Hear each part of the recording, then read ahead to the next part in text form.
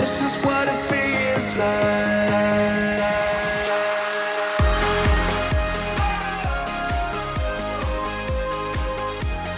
This is what it feels like. Well, we thought Monday would never come. Yeah, for the first time. It was quite a long weekend. I was enjoying it until I woke up at 3 and realized that it was back to work bonanza. There is a Harriet studio director waiting for me this morning at 6. All right. And she's been talking so much into my ears this morning. Harriet, good morning. How are you? Anyway, good morning, Ghana. We're back again on your screens this morning. Another Monday, I think after Independence. This is the first Monday. Yes. Right. So another Monday after Independence, and we're here to serve you breakfast as usual. The team is ready. Amma and George and Johnny. Johnny is joining us very soon. You know, Johnny had a long weekend, and so he's here to recover, make some hangovers over there. I'm sure he will deal with it later on. But thanks so much for staying there. Bright is here. Amma is here. George is also here.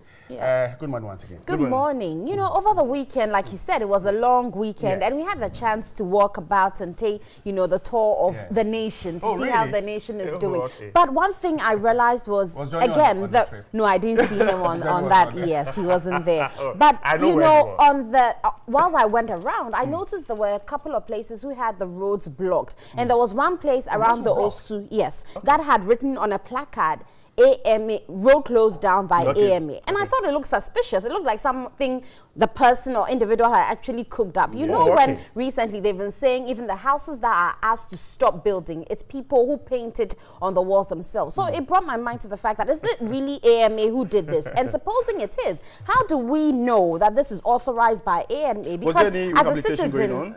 No, people were having a funeral as usual. Why would they block roads if it's not a party for JMO or something? And so I was wondering, how then does the AMA involve us citizens to help them to prevent these activities? Because if it's not permitted by AMA, we should know to be able to say what you're doing is wrong and you're not supposed to block this major road, because you know most of the diversionary roads don't even work. And so when you block a major road, why do you want me to pass when I don't know anything about it? And you know now, apart from what you saw, where people who are wanting to block a road will put it there as if it's from AMA. You know, the trick is that if you are building and you are scared of the local assembly coming to disrupt you, you write your own you write your own stop work on it and put a date on it. Exactly, because it prevents them, because they assume this is my first time hearing that people put their placards there. Yes, it's been done and no one seems to care. But hey, in Accra, it's all over. Roads are blocked at any time. And for me, the annoying thing is that in the morning of a Monday, you go through there around 6 o'clock, and the tent are still sitting on the road. Okay, and that's the most annoying thing. I don't know if AMA allows them to block into Monday. That's if it's official. But hey, it's happening. As usual, we'll close our eyes until one day something huge happens, and then we hope AMA wakes up to this, because it's annoying. At least the least they could do, I feel, if they authorize a few people, they should at least let us know, because you need to know, you know, the alternate routes. It's very frustrating to get there in the middle of the road. Probably you're late, and so you're rushing somewhere, and you don't know where to pass because you're not used to that and there's no sign at the junction to show. You drive in there and realize that the road is blocked. And they tell you go back, and people are hitting your car. Right. So over the weekend too, KB Asante was laid to rest. I love that old man. I think that he's done his best for Ghana. He's paid his dues. We saw him, I think, a great, excellent farewell at the forecourt of the State House. Perhaps I don't know, but when such persons who have done virtually everything go away, I don't know whether you weep or you mourn, you wail or you celebrate. But I think that kudos to the family that gave KB Asante to Ghana. He was trained well, he led a good life. He's really someone that a lot of people looked up to when it comes to ensuring that our moral values are upheld. So we're not mourning, we're just celebrating a man who has led a very good life and gone. So to the family, we're grateful for giving us such a great person, and I hope that you train more of KB Asante's. Great. So on that note, I just remembered some other issue that started trending but seems to have, gone away, was the fact that under what circumstance do we decide who gets a state burial and not? Do we know?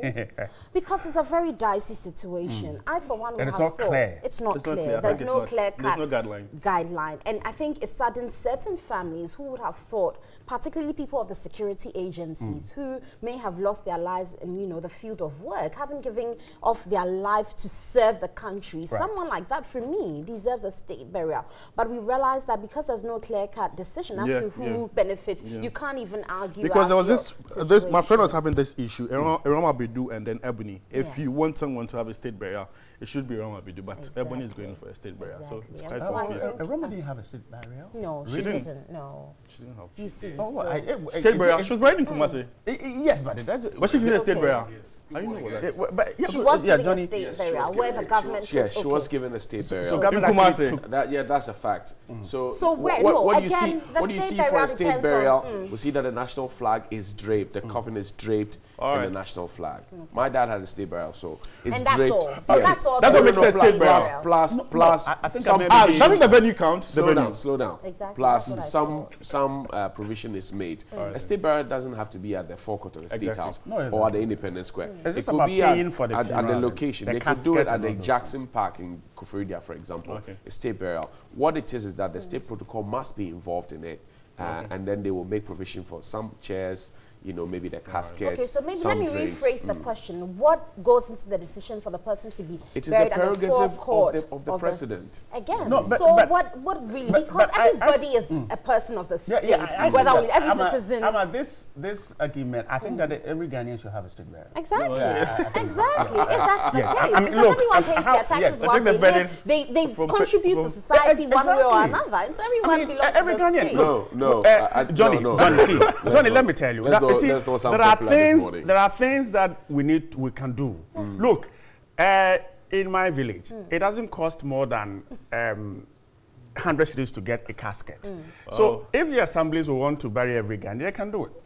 They can do it. I'm saying that not everybody would get a state burial. Yes, but I think everyone deserves a state burial. Asempa says, good morning to you. Good morning to you, Asempa. I saw that wave this morning. I don't know why he was saying good morning because he saw me in the morning when he was driving in. He saw her in his dream or something. No, in real life. Anyway, George has the news.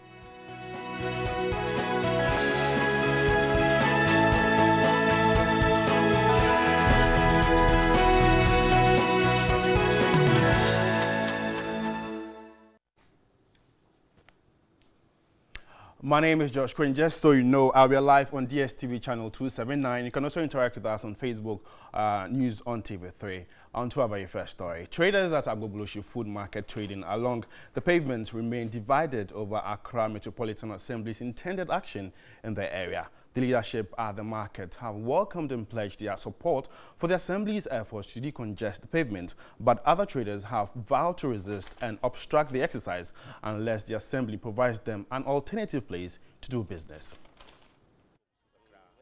The Accra Metropolitan Assembly on Friday, March 9, gave a 48-hour ultimatum to those engaged in trading and other commercial activity along the roads and other pavements at Old Fadama to vacate areas near the road. AMA Chief Executive Mohammed Ejaisoa, announcing the clampdown, vowed to deal ruthlessly with anyone or groups of persons who would flout the directive. Our tomato sellers, plantain sellers, who have also left the market and have decided to come onto the street, go back into the market. It is no good for AMA and the police to come in and step in to do this. But if you compel us, you can be assured that Monday by 10 a.m. we'll be around and we'll continue to be around. Our reporter then set out to find out about the situation in the market that necessitated the issuance of the directive. His first call was at the tomato market. Here, traders have taken over every available space, including pedestrian walkways and the shoulders of the road, leading to uncontrolled congestion and insanitary conditions. Others even cross beyond the gutter to display their wares on the main road at some points. Other traders have also taken over the main access road leading to Old Fadama District Police Station and are doing brisk business. This was the same along the entire stretch of the road. So we sought to find out from the leadership of the traders their reaction to the Assembly's directive.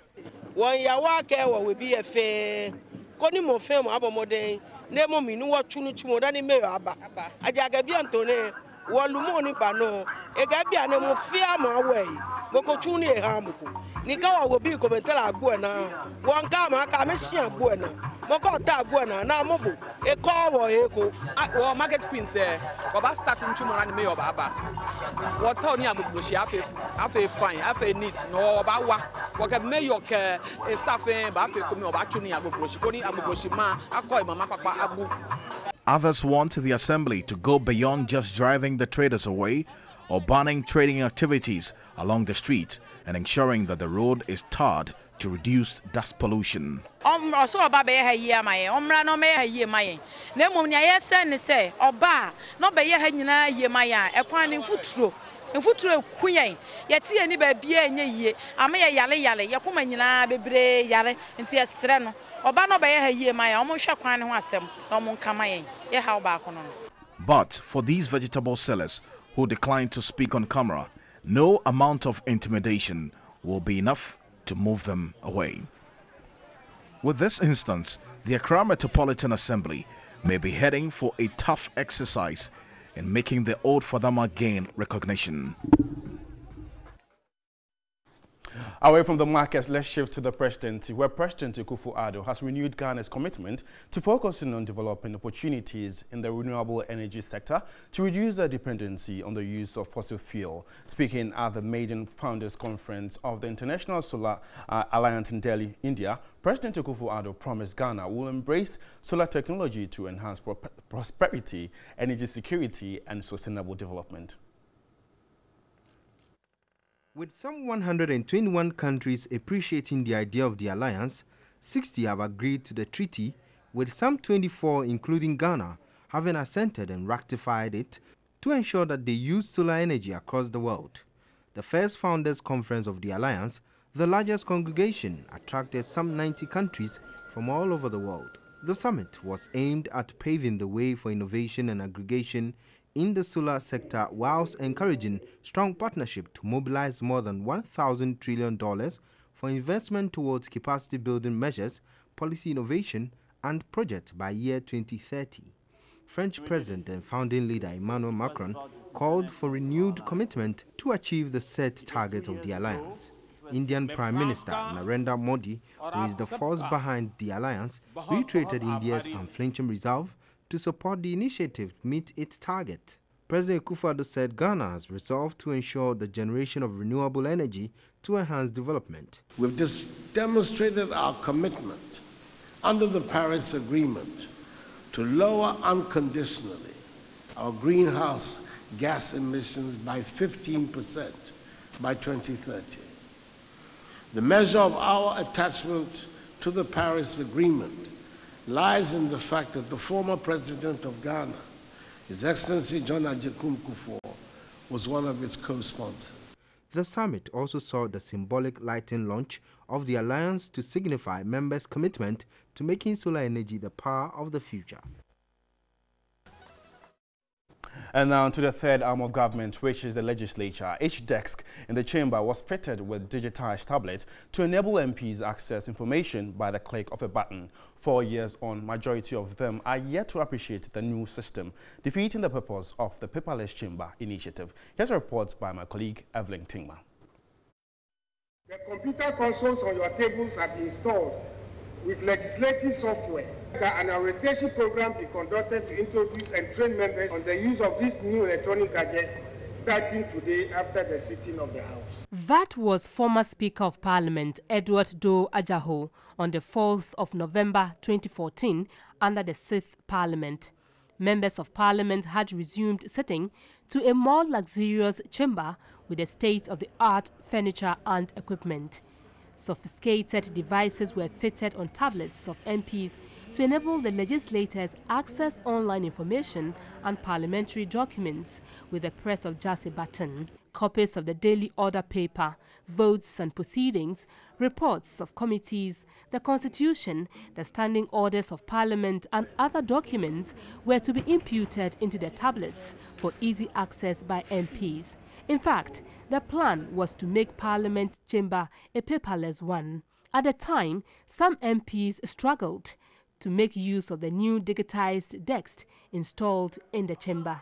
On and off, and I think next time they should try and have us come and test it so that my system is complete. I agree with you. The statement itself is difficult to get. There's only one thing, but I guess it will take time. Change comes hard, so it will take a bit of time for us to adapt to the new way of doing things. But I have no doubt that by the end of this week, we'll be more adept at using our computers.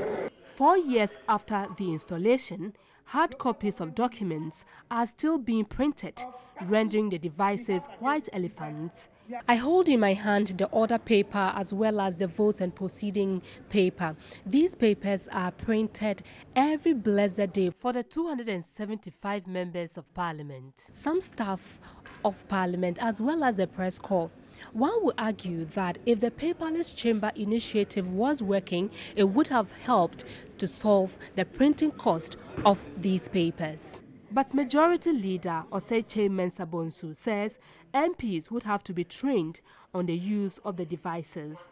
4 years, we are off. You bring another crop. You'll never be able to develop the way you intend to develop. So if we had continued with them, those of them who were there, and maybe about 80%, 90% had been retained, would have been much easier. Today, 50% is gone. So we must start from the scratch, more or less. He says the challenge is affecting some parliamentary duties. The Constitution is there, and yet they are not able to assess it. Now, what we want to do is whatever bill that we have passed, factor it into it so that it becomes easy to reference it. That anything going wrong, you reference it. But we are not doing that. We are not doing that. And that's why I'm saying to us, that's important that we endeavor to retain as many as possible in the chamber. Muntaka Mohammed Mubarak is Minority Chief Whip. The gadget that we have, if you look at its position, it was after it was fixed that we realized that if you want to use it, you always have to stretch your neck. So some little difficulty is there. Let's get everybody a tab. All documents are sent to you. So you come, you are holding it. When you finish, take it. After 4 years, take it home. Another people come. It will still be cheaper for the house than to continue to use the paper. He would not agree that some MPs are not IT savvy. Before the end of this, the last parliament, we had come to a point where other paper and vote and proceedings were not printed. Or you only print limited copy for those who may not be able to really access it. Today, we are back to full paper. So even the little progress that we made the last time, all of it is lost. But I think that, look, it is time for us to take a very bold decision. Encourage each other to use this, and I think it is most convenient. I keep telling members, what is in front of us is just like a smartphone. You just navigate. The icons are there. You will see, oh, this one is talking about order paper. This one is talking about vote and proceedings. This one is talking about papers. This one is talking about reports.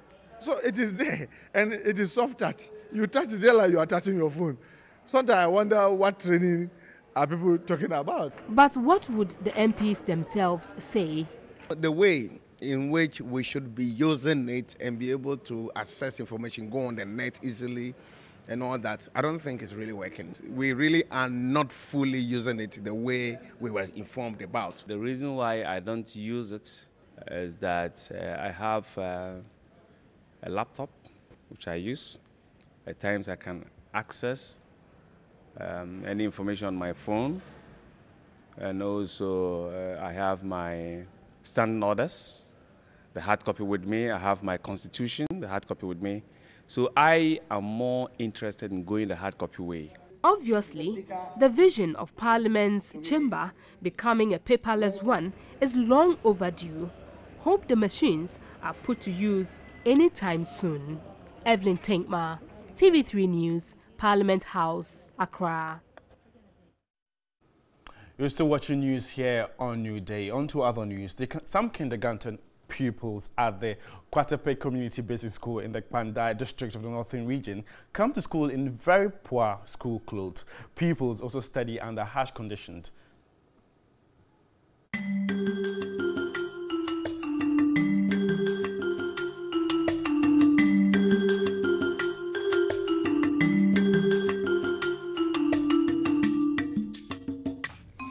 It's a Monday morning at the Kwatape Community School.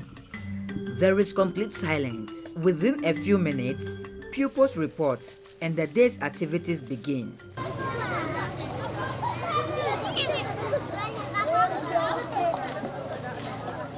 Pupils are poorly clothed. Most pupils are not in school uniforms nor have footwears.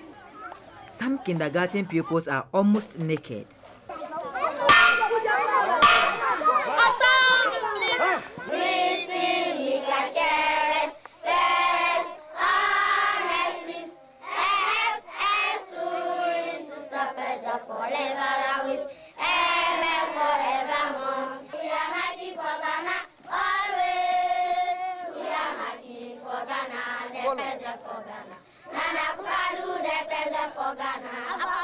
The Kwatape Community School, located in the Tenglento electoral area, was established by a private individual to facilitate education in adjoining communities. 2 classrooms accommodate class 1 to 5 pupils. Lessons are controlled by the weather. And then one is bigger than other. Unless we use microscope, is bigger than microscope. Clap for her. When you go to those who come first get chair to sit on. We all have animals in our burial. You don't have chalk. You don't have anything to work with. So how do you run the school? That is, we the teachers, we can carry the students to farm. When they farm, they will get some money and they will use to buy chalk, and they will continue teaching them in the school there. Teaching and learning materials are inadequate. Pupils write on the floor.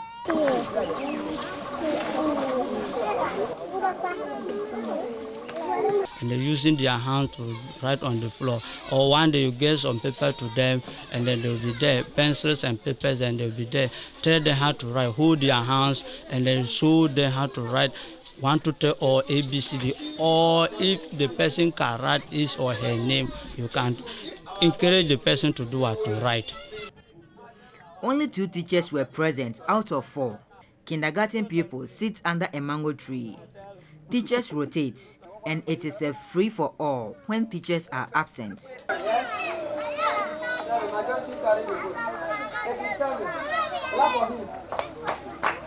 Their situation reflects poverty in the area. Pupils attend school on empty stomach.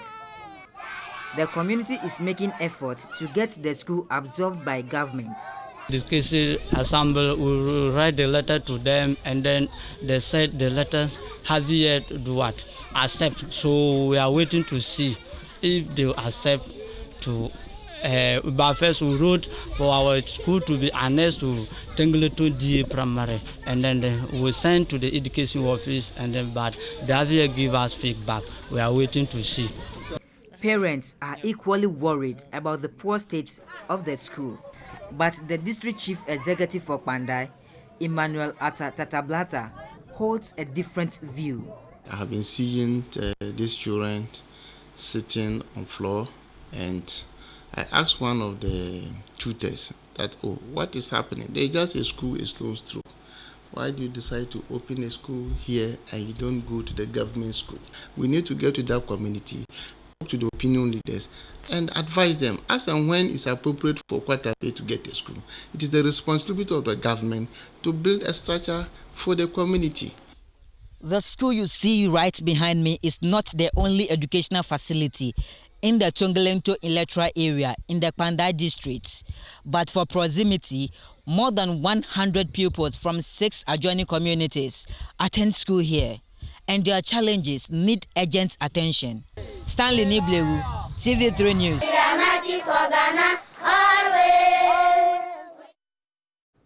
Here at TV3, we cause change in societies, and we hope some support will reach the community of Kwatepe. On to other news. A 55-year-old junior high school Form 2 student, Elizabeth Amwa, has advised girls never to allow any condition to deny them or impede their quest for formal education. The Odobon Presby Junior High School student in the Odobon Isikuma Brakwa district in the Central Region has told TV3 she has chosen to go to school at 55 years to serve as a role model for others, especially girls. It was a bright sunny Tuesday, and the occasion was the 61st Independence Day parade for schools in the Sikuma Odobon Brakwa district of the Central Region. Among the students of Odobon Junior High School was 55-year-old Elizabeth Amwa, marching briskly and drawing applause from the gathering. Our curiosity was heightened, so we focused on Elizabeth, who was not perturbed about comments around her. Elizabeth Amwa immediately agreed to speak to us and said being educated is the best thing one can aim to achieve in life. Education is paramount, and I decided to enroll at this age to serve as motivation for others, especially girls who are faced with challenges. But how does she feel being in class with her grand and great-grandchildren? I am okay with all in the school. Teachers also have time for me in class. The children give me a lot of respect and always spend time to help me do my work in class. Elizabeth Amwa got enrolled in the school at age 50 in class 3 and praised all her classmates for helping her through her dream. My aim is to continue to senior high school. If I don't get anything at all, I will be comfortable being an assemblywoman for my area. Earlier, Pennyman Foundation, a local organization concerned with education in the area, honored teachers and pupils for their hard work in the academic pursuits. And I hope this serves as, a more of motivation to the young girls out there, as is intended by Elizabeth Amwa. And that's it by way of news this morning here on New Day. Just so you know, the Ghana Month campaign is still on. Wear Ghana, Eat Ghana, Know Ghana, and Watch Ghana. Capture anything you're wearing and send it to us on our WhatsApp number, 050-823-5228. I'm Josh Quinn. We're going for a quick commercial break. Really continues. Good morning.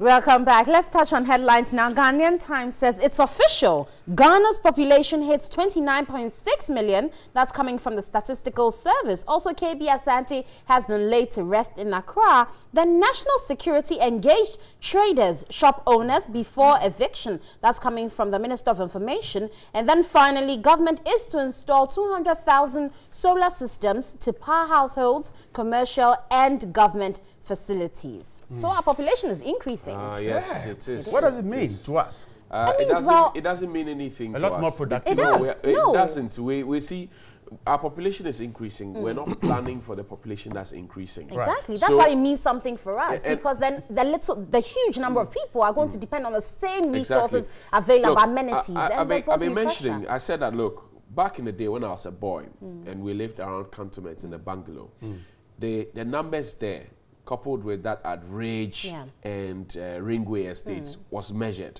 So the kind of electricity supply we had, water supply, even refuse collection was calculated. We knew that we had 300 houses and this was it. Right. Today, there are high-rise buildings that are there.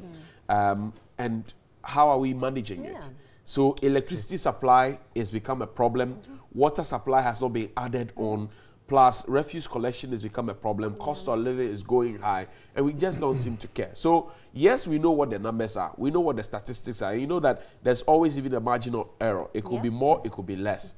But we know that it's gone beyond the 24 million, 23 million that we're talking about. Now it's 29 million. So when I say it doesn't mean anything to us, it means that we are not planning as much. The last budget that was read, was it read with 29 million people in mind? or was it read with 26 million people in mind? No, if this you get the point. Issued by the service, was then they used the last 24.5. But if you look at the budget as it was read, and even the allocation that was made to the various sectors, does it give you an indication that they did it for 29 million? People? Johnny, maybe we have made some strides, but either we're slow or we're not doing things as fast as we are. Look, for instance, I want to take a look at infrastructure. When I was a baby, okay, right. When I was a baby, this road from in front of the Flagstaff House to Adenta and beyond, it was a single road. Right. Very narrow road. Yes. And you struggle to virtually get to Medina and beyond.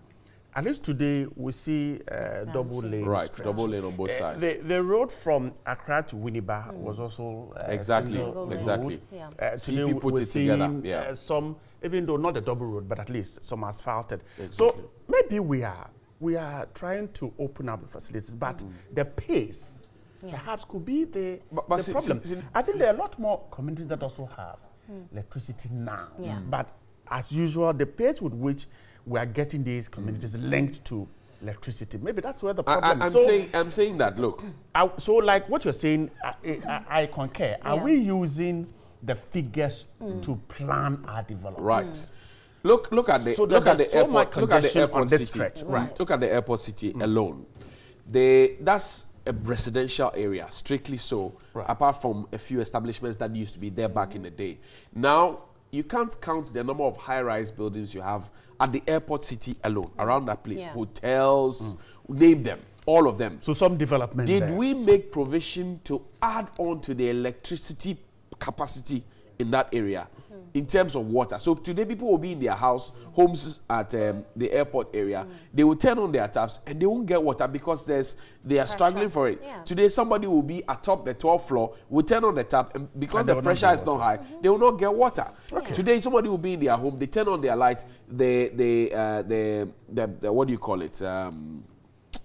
Intensity? It will be dim. Yes, it dimmed. The light dims.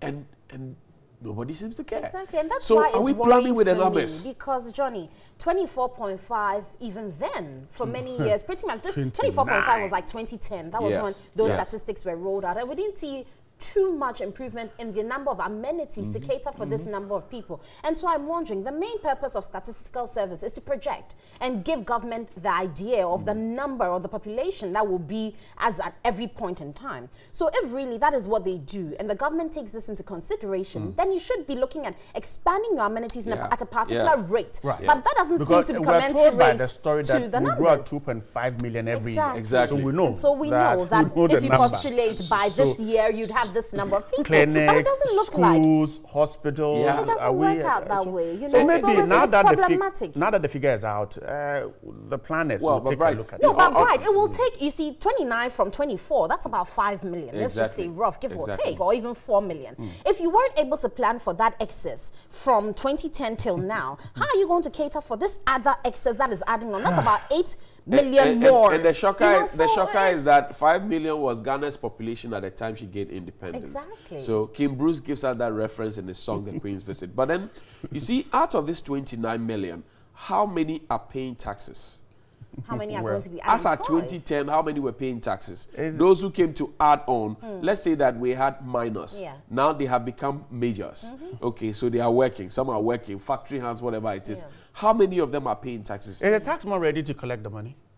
That's the question. So that is what I'm saying. We don't plan. Look, because if you know that you have 29 people to plan with, you will look for resources to handle them. If you're not ready to collect the money, and sometimes you go and you want to pay your tax, they tell you the person to collect is on leave. So slow down. Exactly. Okay, all right. And let's even go back to the gift factors. The fact that the rate at which people are giving birth is not going to reduce. And probably also because the rate at which people are dying is increasing. I mean, it's reducing. People die older now. It's not before where we weren't taking life expectancy. Yes, life expectancy has improved. And so if you consider this and you don't also taper the individual factors of delivery, I have a big problem with that, because when you go to the rural areas, especially where there's no development, and so people have postulated that the source of entertainment then becomes sexual entertainment, they are bound to give birth to more without looking at their health implications, without looking at the fact that they're bringing these children to compete with the same resources that the existing children already have to fight for. And so at that point, we have to play an active role in either dealing with the rate of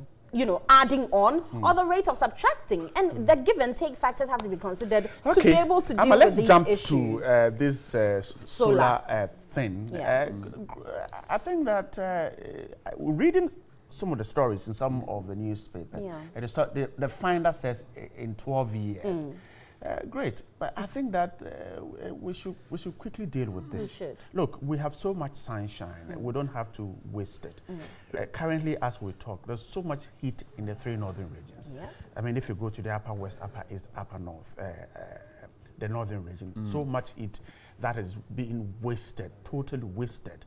Okay, so for me, 12 years is even too long a time for us to plan. If the president is gone to India and back, let us see what he really went there to do. It shouldn't be one of those summits that we find African heads of state attending, speaking big English, getting all the publications on the front pages of the newspapers, on TV, on radio, and then it ends there. As we're talking now, Ghana can only boast of just about 1% of solar energy. Right. Okay, and look at the vast lands in the 3 northern regions where we can install these panels, okay, to grab solar energy and use. I think that good for the summit.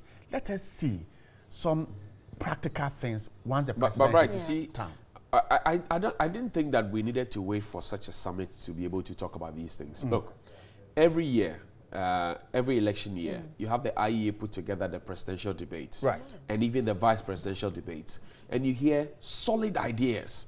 At the last one, for example, Mr. Ivor Grace Street was talking about wind energy and all of that. We had solar from at least 3 candidates. Right. The previous, was a big issue. Yes, the previous election year we had same thing. The New Year school is organized and you hear these things. I mean, the architects meet and they talk about, everybody has been talking about it. We're just talking about it. Talk shop, nothing happens to it. So then you ask yourself, what is our national plan in terms of doing this solar business? Now we're being told that in the next 12 years, and that one is even a conjecture. We don't have a proper framework for it. If we do, I don't know. But we don't seem to have a proper framework. Now, I remember that when Mr. Boakye Jaku was being appointed, the president mentioned that solar energy was going to be a critical portion of his thing. So far, I've not heard anything about it. I've only heard regasification, I've only heard ECG concession and other things. I've not heard anything about solar. And yet, Mr. Boakye Jaku has 2 deputies who are supposed to be helping him to deliver on his mandate. So the question is, when is the national framework or policy for solar ready? And when are we going to benefit from it? Can we hope with the president return we'll because see these? Because now solar seems to be in the hands of private sector. No matter how much no matter how much government will want to subsidize it, it will still be expensive.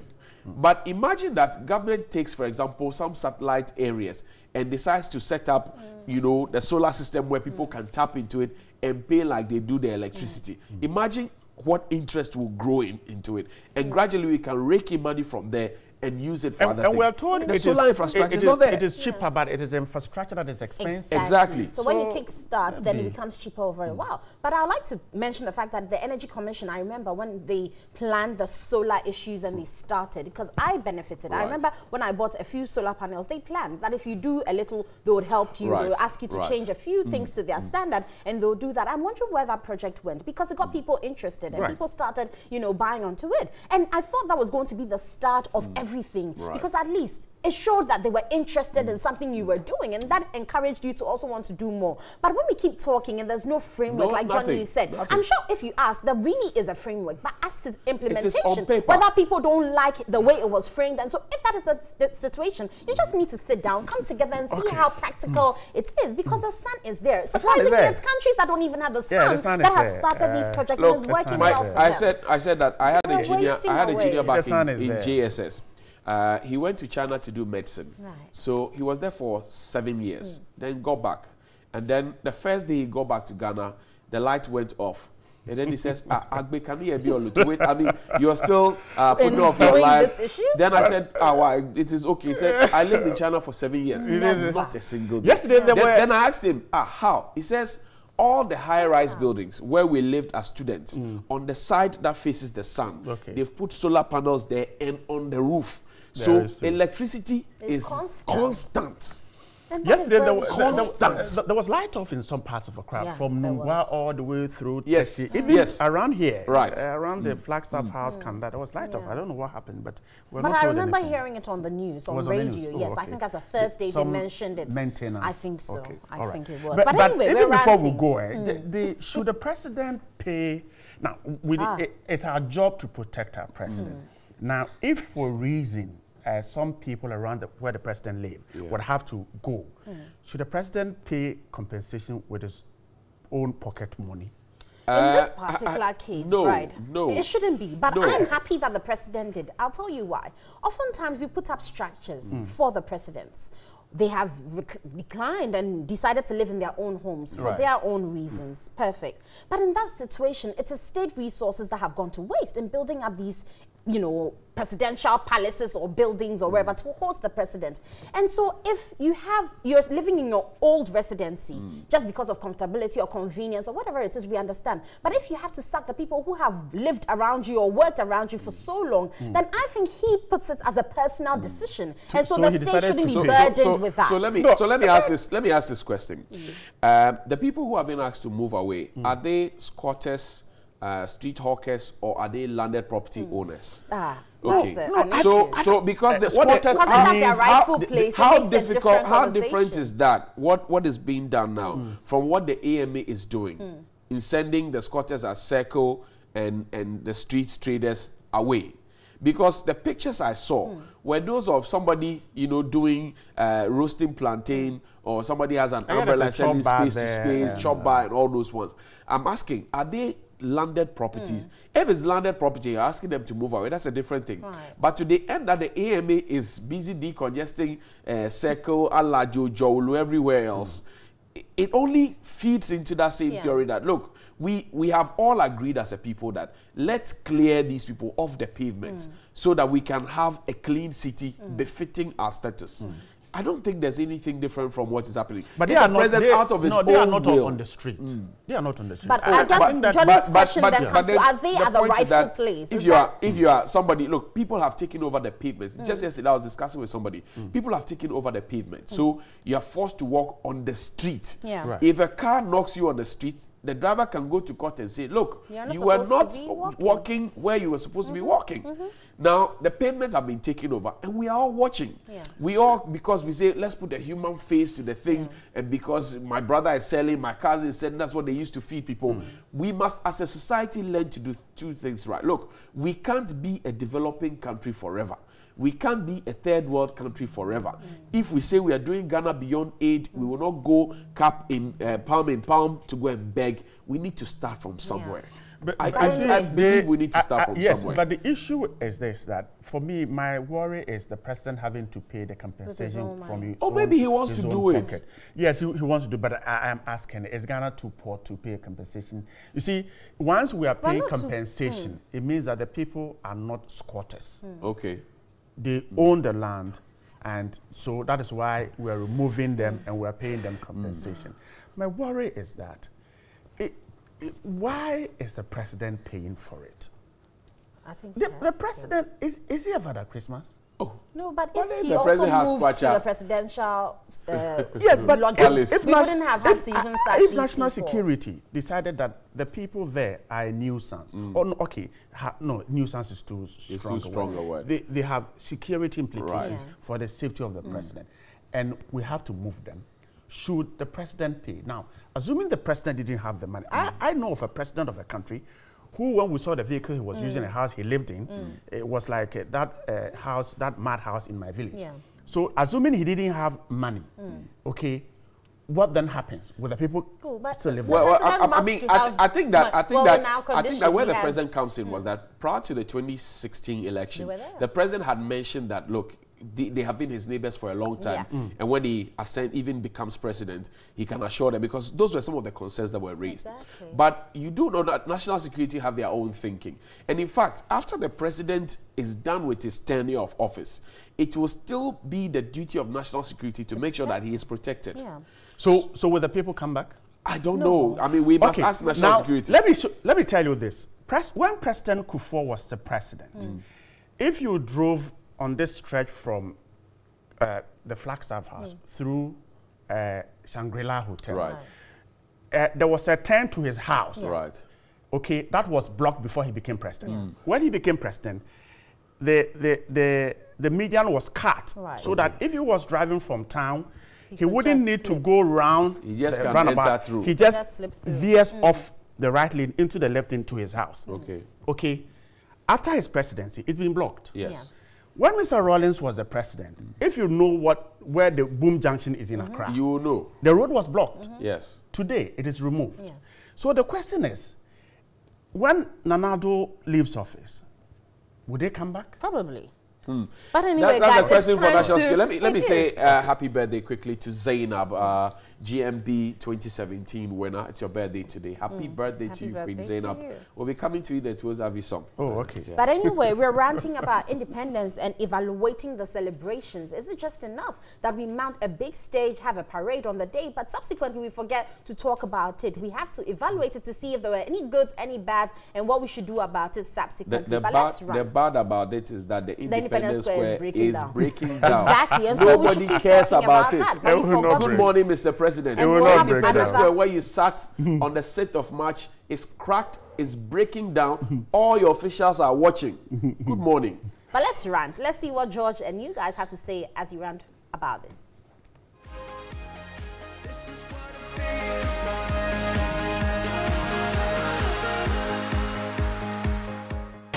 Over the past years, Independence Day celebrations have been characterized by parade. It's more like that is what really matters. When we are done with the parade, we fold our arms, and that's it, and wait for another year. And so this is what we are talking about this morning. Welcome to Daily Rant. Evaluating, say, where 61 years. How do we start it?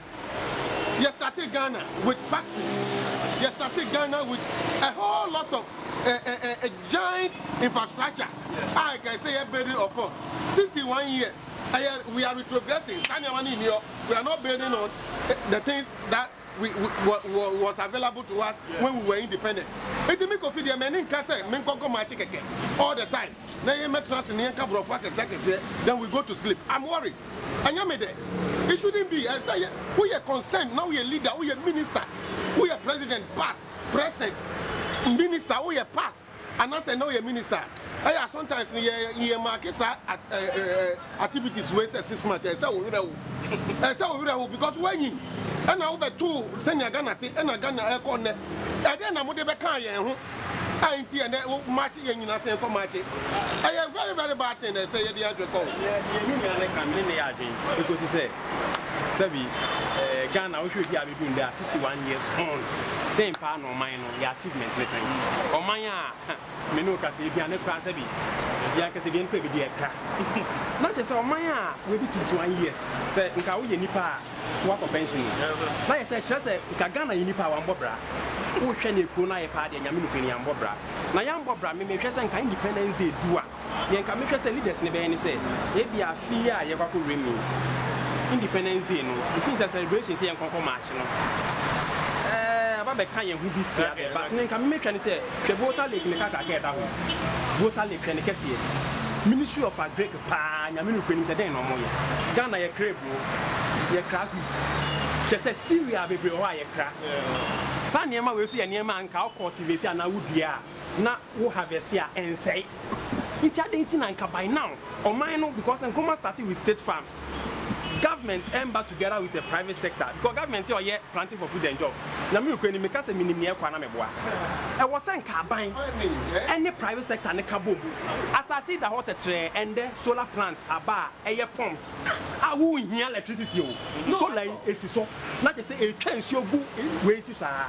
Per single bedroom here the farmer workers kakra youth your money nam e ton job affordable house, you know about that? What there and I making as I see yan kwaje ni enye single room farmer. Now, yen start to say you're planting. That is corn, maize. Just say near because me know say Guinness Ghana or crack the raw materials no from outside, of which we can produce in the country. Maybe it's now a celebration. Now, Ministry of Agriculture was a planting for food and job. Ghana, this is the one of the now, Yanni and Kofo Ben Malaysia. As a Malaysia from me call me brow to brush to prove oil palm plantation. Now, I was there when they came in for the palm seeds. What you say? Now, today, can we rub shoulders with Malaysia? No. You say, who say? Say, Abrabona, you won't see a book anymore. Ghana, they are book. No, you're more quiet to the sense that many no, at this 21st century, you're considering a net cocoa. And you should sure I also to be polishing the message 4 times a day. And son of what could do. What else? So, virtually, we've not achieved anything. So, it's excuse me with my words. Say, useless. So, that's 6 months. The about converging independence square. No reaction. For what? Now, no, this man, 1 DC in the Western region, Okolapsi, Sana come then. So, virtually, what do we get out of this? As a matter of fact, we have to go to the drawing board to rethink. Say, Maza, is either say yes or no 6 March.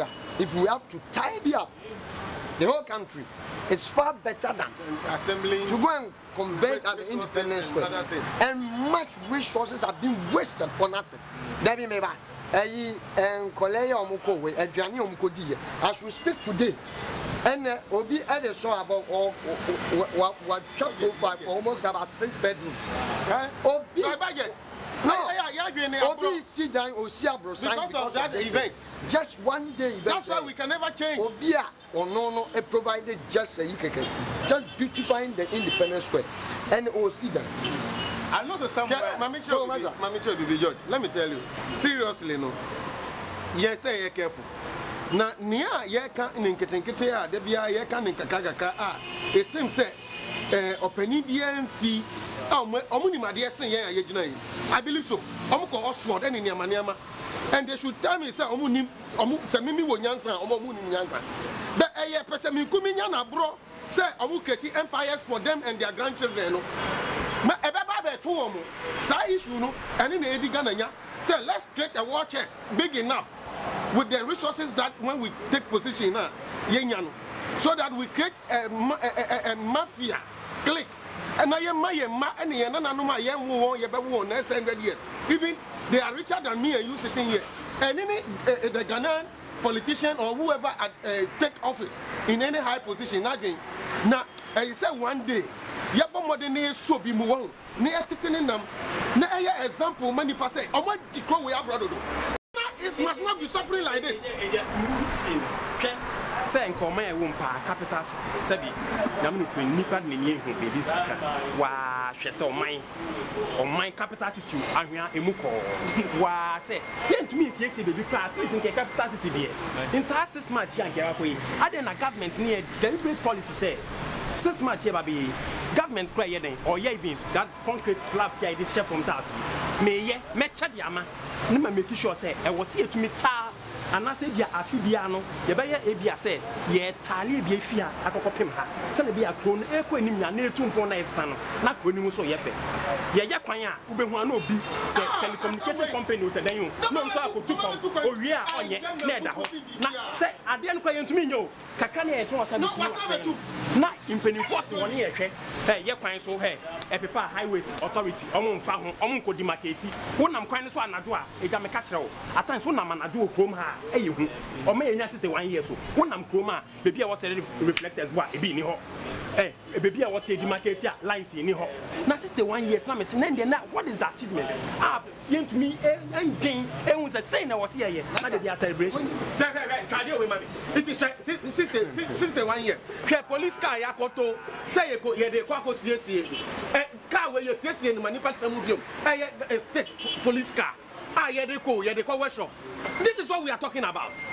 This is what we are talking about. The consensus is yes, sir. And nobody seems to be responsible for anything. Let me tell you, drive right now and hit all these electricity poles here. You will go free. Nobody will ask you to come and account or pay for it. So, 61 years. Now still, we are still wallowing in poverty. Now, if you call Hamlet beer, children lie on with their tummy, writing, and those are the future leaders. Please, I can't remember if the memory will serve me right. Now, Jerry Lawrence. I mean, if you listen to some of his biography, who thought that he would become a president? If you look at Nana Akufo-Addo and all of them, even Mahama, look at them. The past and even the present government that we have had. Omo braba omo boy. Ya wota funiba no nkrata. So somebody's destiny is being shattered because of yem penny for parochial interest. To me, my candid opinion, and I say, sa parade abakoye no yenyai. Ya won no ma pio ha ebetimi ai. Then we use them because say ye sorry sir. Say ye mama say communal labor. Look at the money. There's a pure water beer and ice cream. Now look at the amount of money that is injected into this. Yeah, Mamika. Say, Ankapa say you be 6 months. Where you share doing 24 and Kase Mufa. Be a Mufa quadrin. There was state farms as we used to have before. That's a community beer to get a cry. The farm, a bang, to say poultry, Kaka. Nasa wo fan kwada we a na nkomo go Independence Square no. Let them go on excursion on that day to our farms. Look, when we were going to secondary school, then some of our people we went to school with in the 80s, they didn't even know cassava. You uproot it before you get they talk the ibe cassava. They talk the cassava, it bears like a mango and all that. And I was shocked. Say in this Ghana, a tuber crop. These girls were thinking, say, a bathroom, and I'm telling you, up to today, it is with us. It's in the next year, saying, "You're doing a wound, a brofo, I drink, and say, young, young, digging. They are doing, young, I develop chrono. Yes, sorry, Uncorano, or Mama Quape, says Capo, ya empire number. Near the one cabruchi. Yet the one for abruchi, Aquama bar, no con school. Ghana nanka say friend Ghana ebi ni nimu sakwa that way never be ababe minister because you are building watches kese e dey amano itino obe ondu ana na adwen so enya Africa adwen itino solution ye nya sankasa paradia ye nyina come match was enkola to DC for etwitwa hwe e come na etwa mu ye nimu now yan radio bi se wo to sa patriotic song bi to say general assassin. Okay, it is very didactic and it teaches moral lesson. Of course. What do you say? Now, some me ya Ghana niba. Me ya Ghana niba mapa. Dear na mention me. No, you educating Kolana from the scratch. Like I just say, moja den na bone a chade to edit or mine is than going to because at the end of the day the national anthem is being sung. Patriotic songs are being sung. Also, at the end of the day, for me, you remember. Let's know what you so think about this. Log on to our social media platforms. On Facebook, there's News on TV3, and on Twitter, there's a News TV3. The Ghana Month campaign is still on. Wear Ghana, eat Ghana, know Ghana, and watch Ghana. Our hashtag is We Celebrate GH. Thanks for watching. Good morning.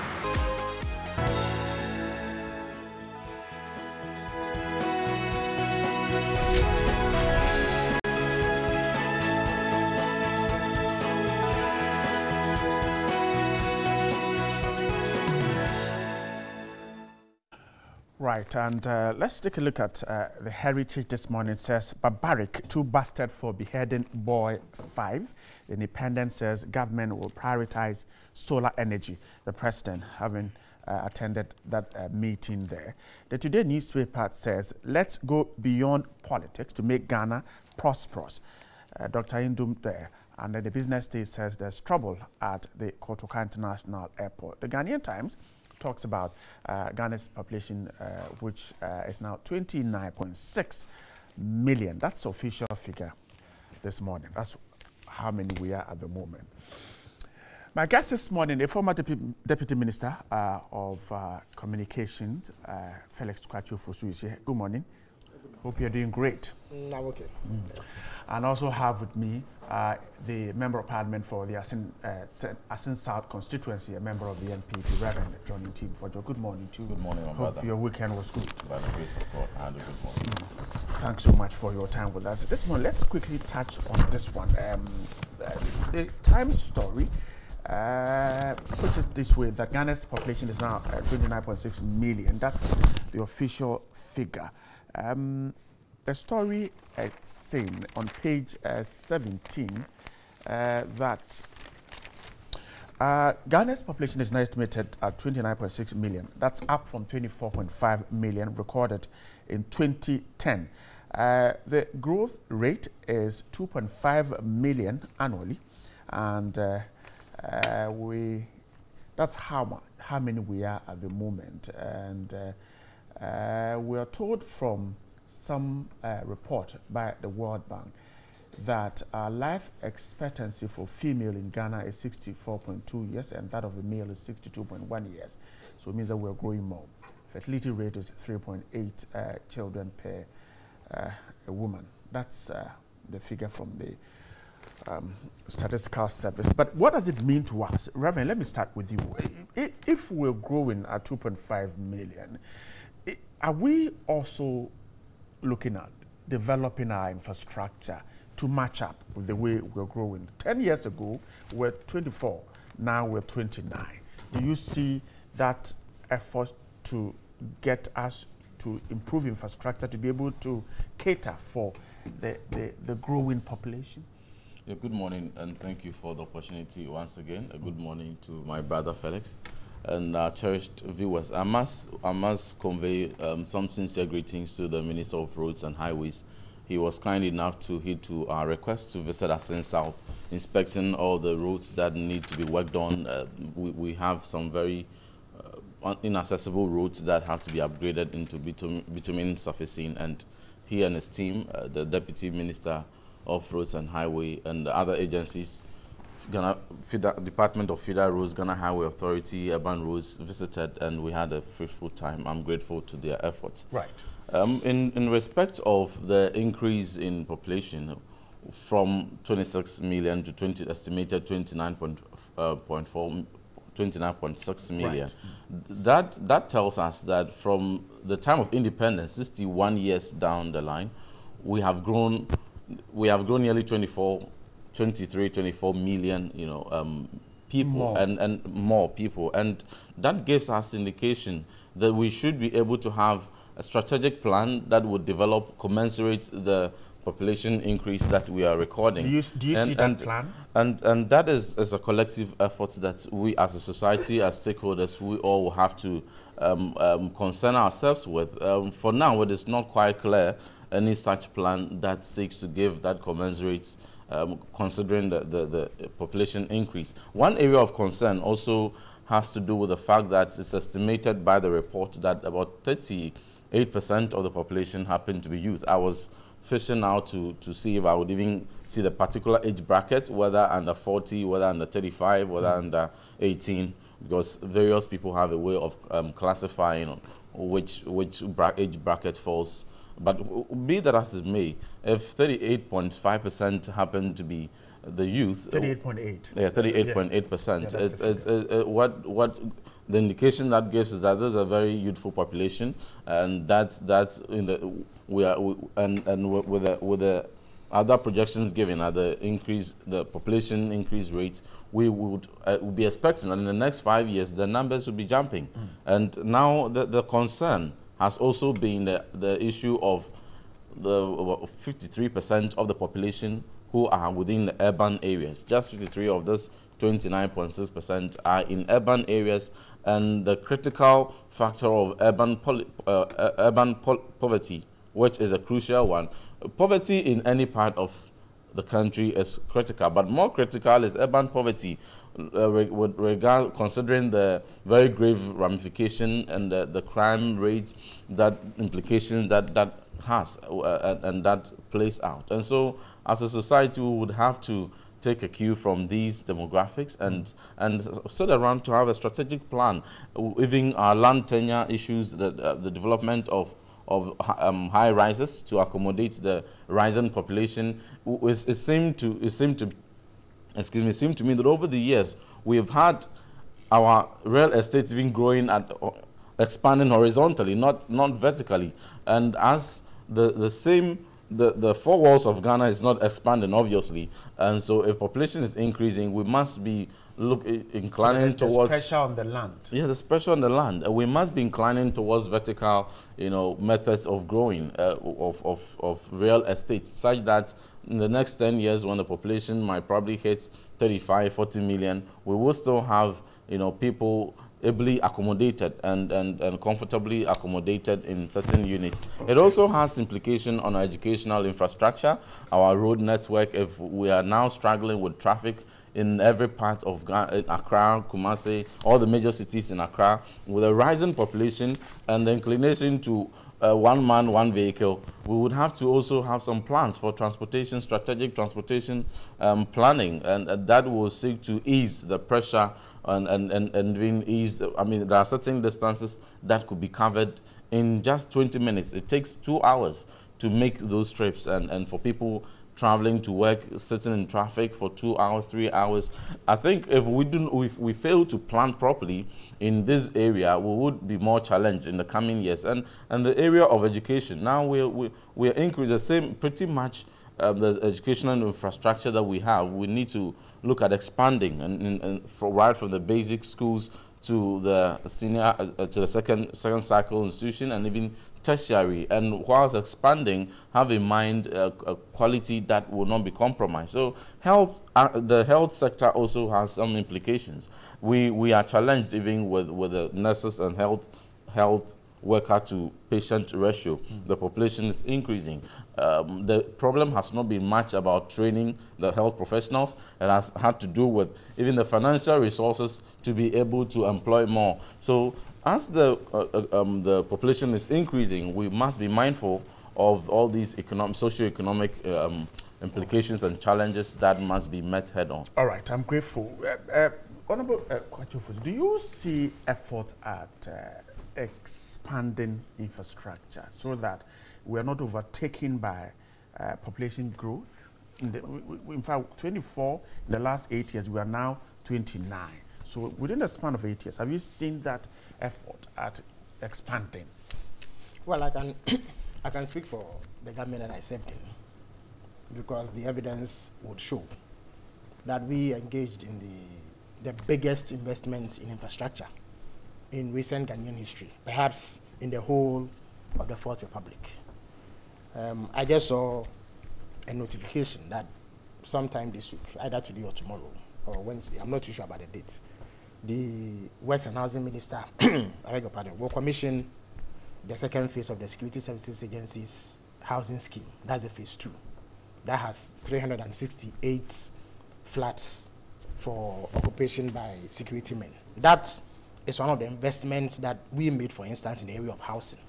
If you go to Saglem, we had just completed what many have described as an entirely new city that has about 1,500 housing units as part of efforts to increase the housing stock we had done similar works at Adenta and other places with the view to shoring up the infrastructure in the area of housing so that as population expands, we are able to accommodate them comfortably. And Reverend alluded to that in his presentation. In the area of roads, we did major investments. In the area of water, in fact, it is even more impressive there. The statistics show, for instance, that as of 2008 or 2009, when we came to power, access to water was just above 50%, 51, 52%. By the time we left office, it had almost reached 80%. And if you disaggregate the figures, you find that those investments brought water to an additional 7 million people in Ghana. Some in areas that were very remote and were facing persistent droughts. And water had become a very scarce commodity for them. Electricity provision, by the time we left office, electricity access had reached 82% of our population. And with a little effort, we should be able to bridge the gap in the coming years. I could go on and on. In the area of health, for instance, I mean, we added close to 6,000 additional hospital beds because of the massive expansion that we made in the health sector. I mean, we built 2 teaching hospitals. There's a military hospital that we had almost completed before we left. There are over a dozen district hospitals spread across this country, over 1,500 CHIPS compounds. At the time we were living, we had just started work on about 20 polyclinics dotted around this country and several specialist hospitals that were under some state institutions. So we did our bit to expand infrastructure. Unfortunately, this was bastardized and made to seem as an insignificant contribution to national development. We were told that we don't eat infrastructure. That's what we were told. And people were told that that should not be considered in the analysis about our national situation and where we ought to be. Was it a matter of the fact that they didn't agree to the cost of these projects? No, they did. I mean, I have time and again dismissed that claim about cost. It was completely false. It was contrived, you know, as part of the political narrative to paint us in very, very unpleasant light. I mean, we were told, for instance, that the cost of the Rage Hospital was inflated. I mean, it's been over a year since this government came to power.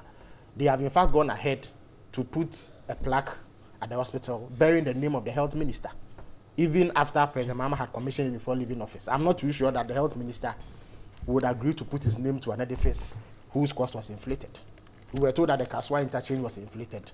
It's been over a year, and not a shred of evidence has been adduced in that regard. So it was obvious that a lot of falsehood was being peddled with a view to bastardizing those projects so that whatever political capital they perceived would be gleaned by the NDC government would not be. But the point I seek to make is that incrementally, we've made significant strides in the provision of infrastructure. It is obvious that more needs to be done if the ever-expanding population is to be adequately catered for. Honestly, I'm surprised by the figure of 29.6 million, because I assumed that it was around 27 million. You know, for about a decade, we were talking about 24, 25 million. Then it jumped to 27 million. I didn't know that we had gone this far. What it means is that we ought to keep an eye on population growth and put in place measures to ensure that we tie our national developmental efforts with population growth so that population does not outstrip our capacity as a country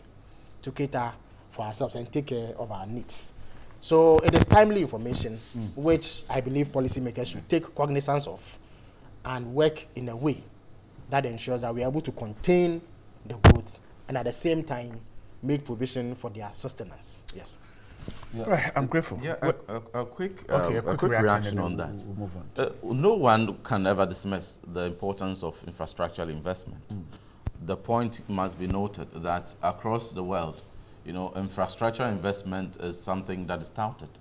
There are concerns, however, if we're looking at the situation of an economy that has limited resources and even to a large extent, borrowings had to be resorted to even to put some investment into infrastructure. It is expected that there must be commensurate value for money even for any investment that is put in there. And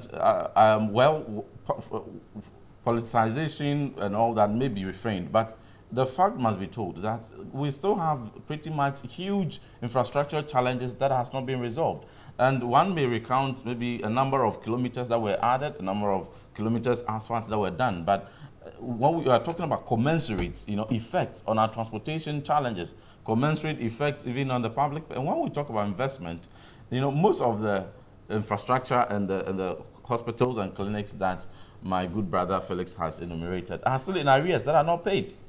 And they form part of the arrears that contractors are always on the neck of government for payment. So economically speaking, the construction of the most of these roads are in arrears. So the concern is, economically, once you undertake a certain form of investment or project, it accrues to the particular year under review. But even if later on, 2-3 years later on, payment is made in arrears, it's not accounted to the growth of that particular year, because the investment will be just specifically tied to the year under review. So value for money to me is very important, particularly when we still sit with about 1.2 million housing deficits.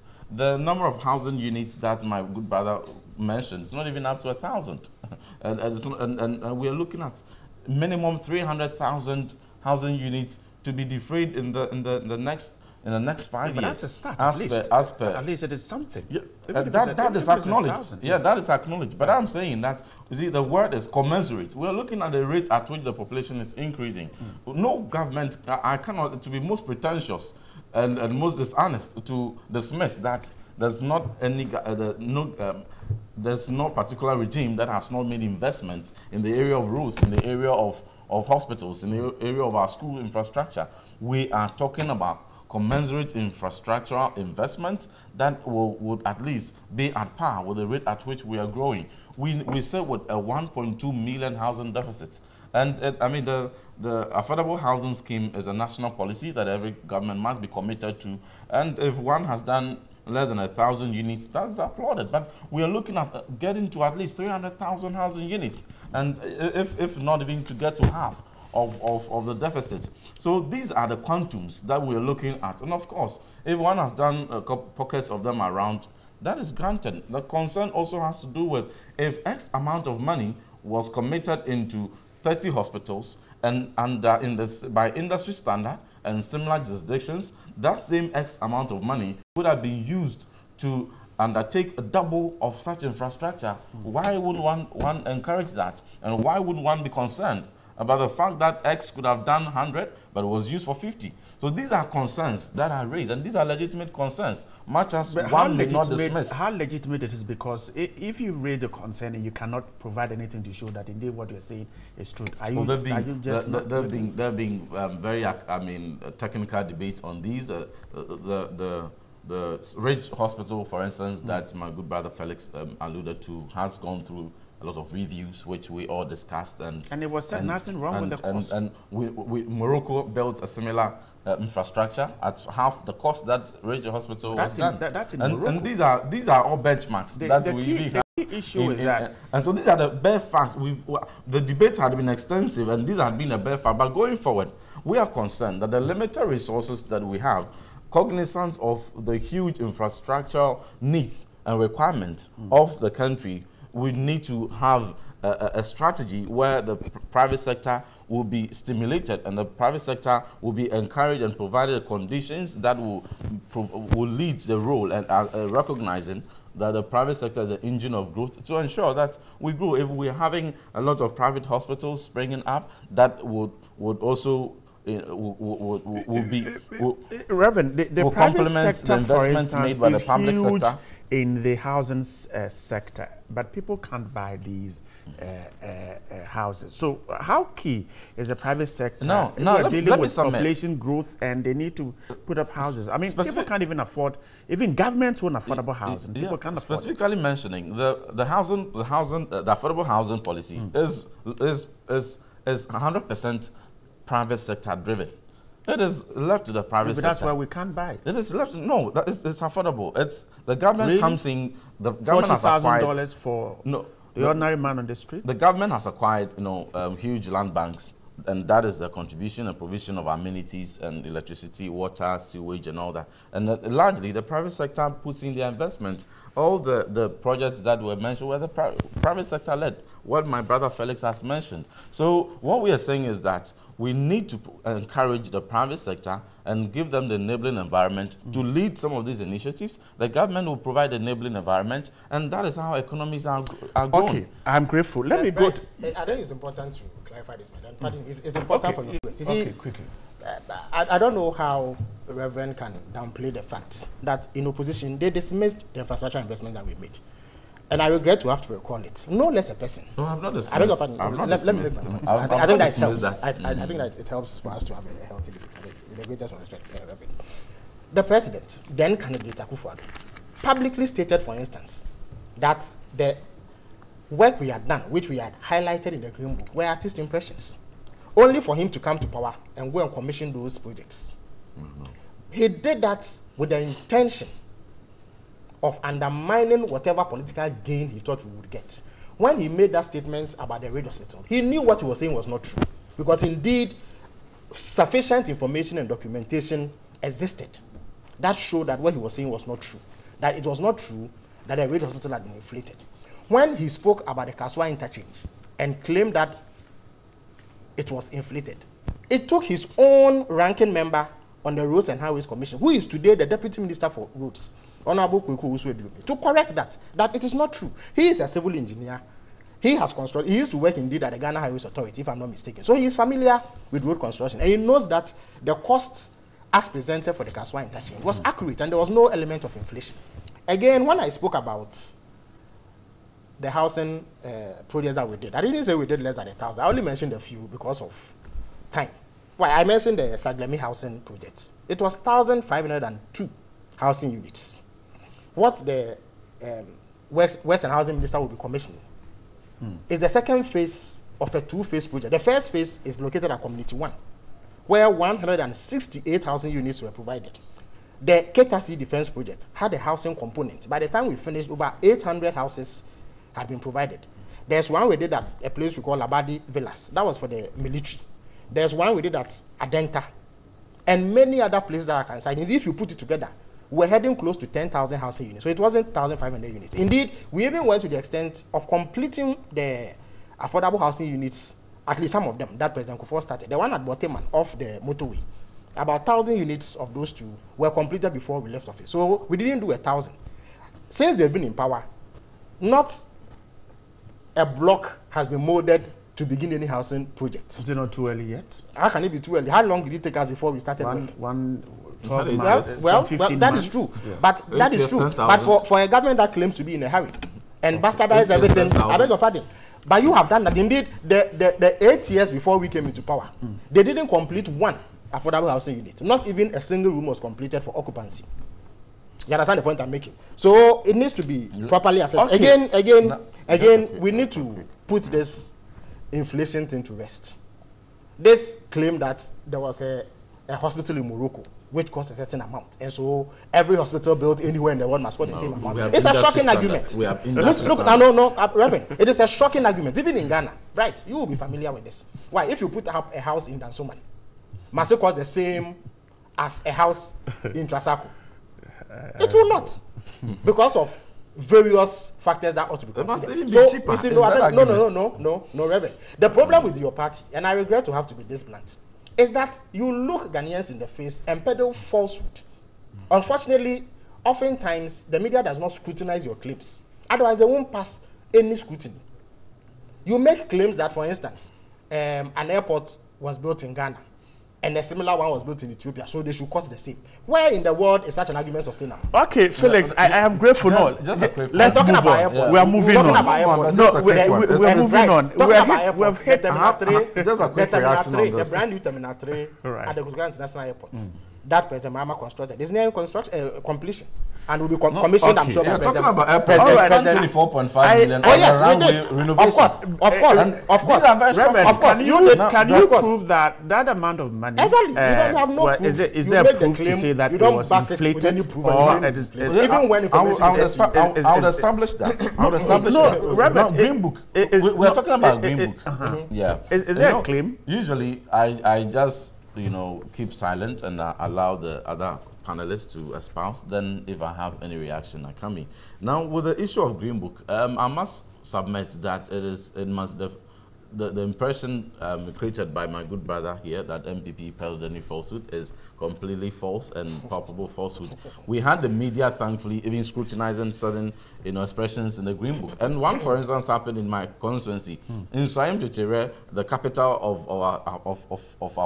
of our district, found expressions in their Green Book. And asphalt, or certain about 10-kilometer asphalt, had been touted in the Green Book.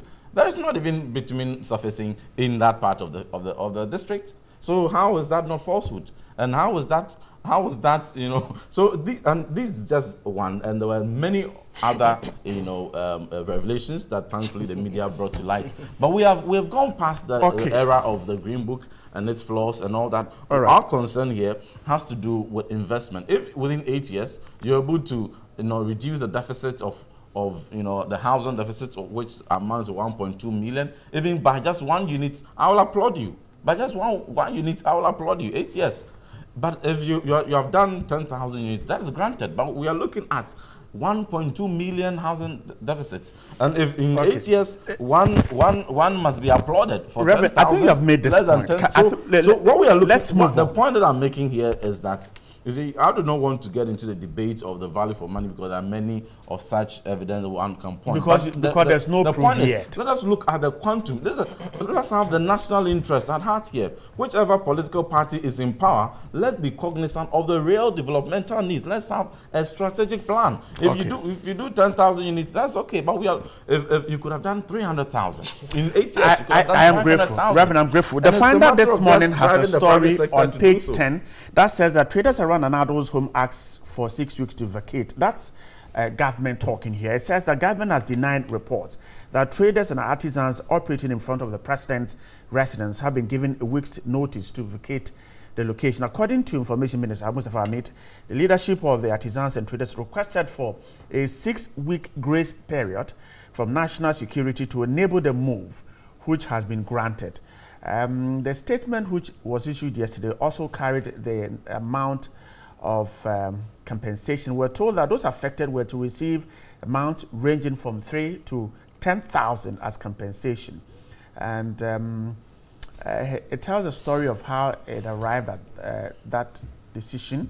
After the elections, there was a meeting, but then there was another group, the junior masters, who were not beneficiaries of the initial compensation, and who later appealed to the president to be included, and which, according to the Information Minister, was agreed on. So the gist of all this is that it is not that these persons were being given or have been given 1 week notice to vacate the location. Felix, let me start with you here.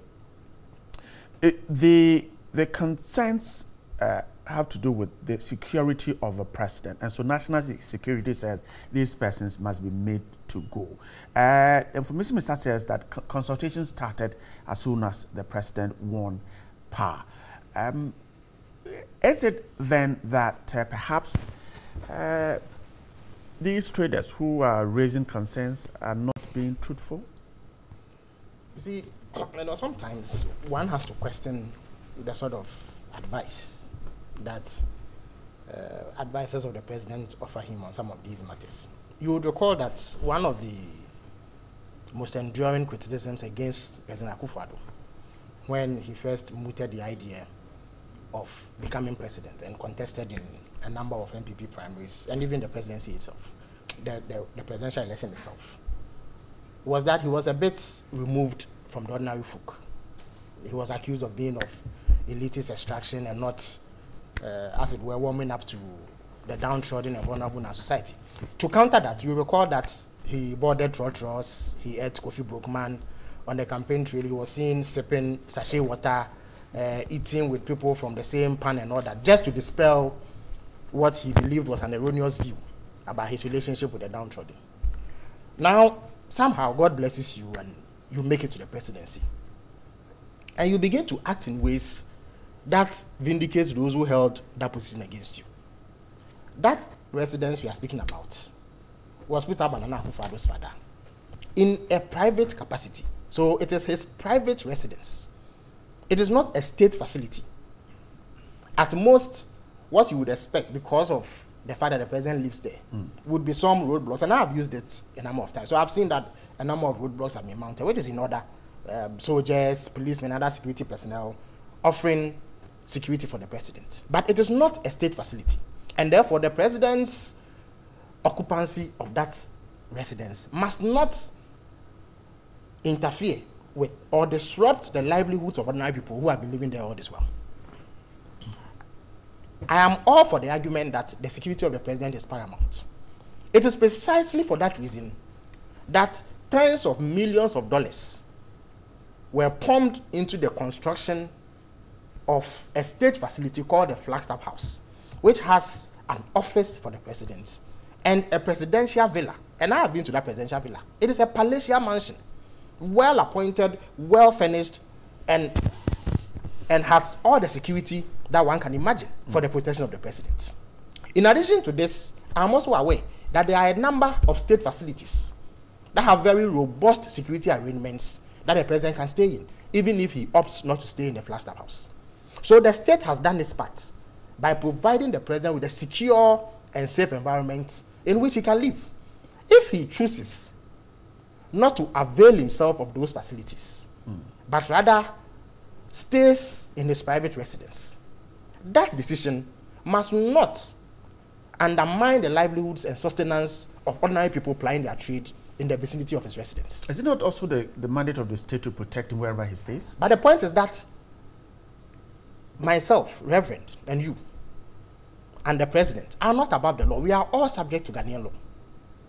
To the extent that those traders are applying their trade legitimately, because the land belongs to another person. If the land were for the president or was for the president, there will be no issue. He will reserve the right to evict any squatter on his land. But the land belongs to an individual who has apparently rented it out to these people to do their business. Because the president chooses not to stay in the safe, secure environment the state has provided him, the individual has been leaned upon to go and evict these people.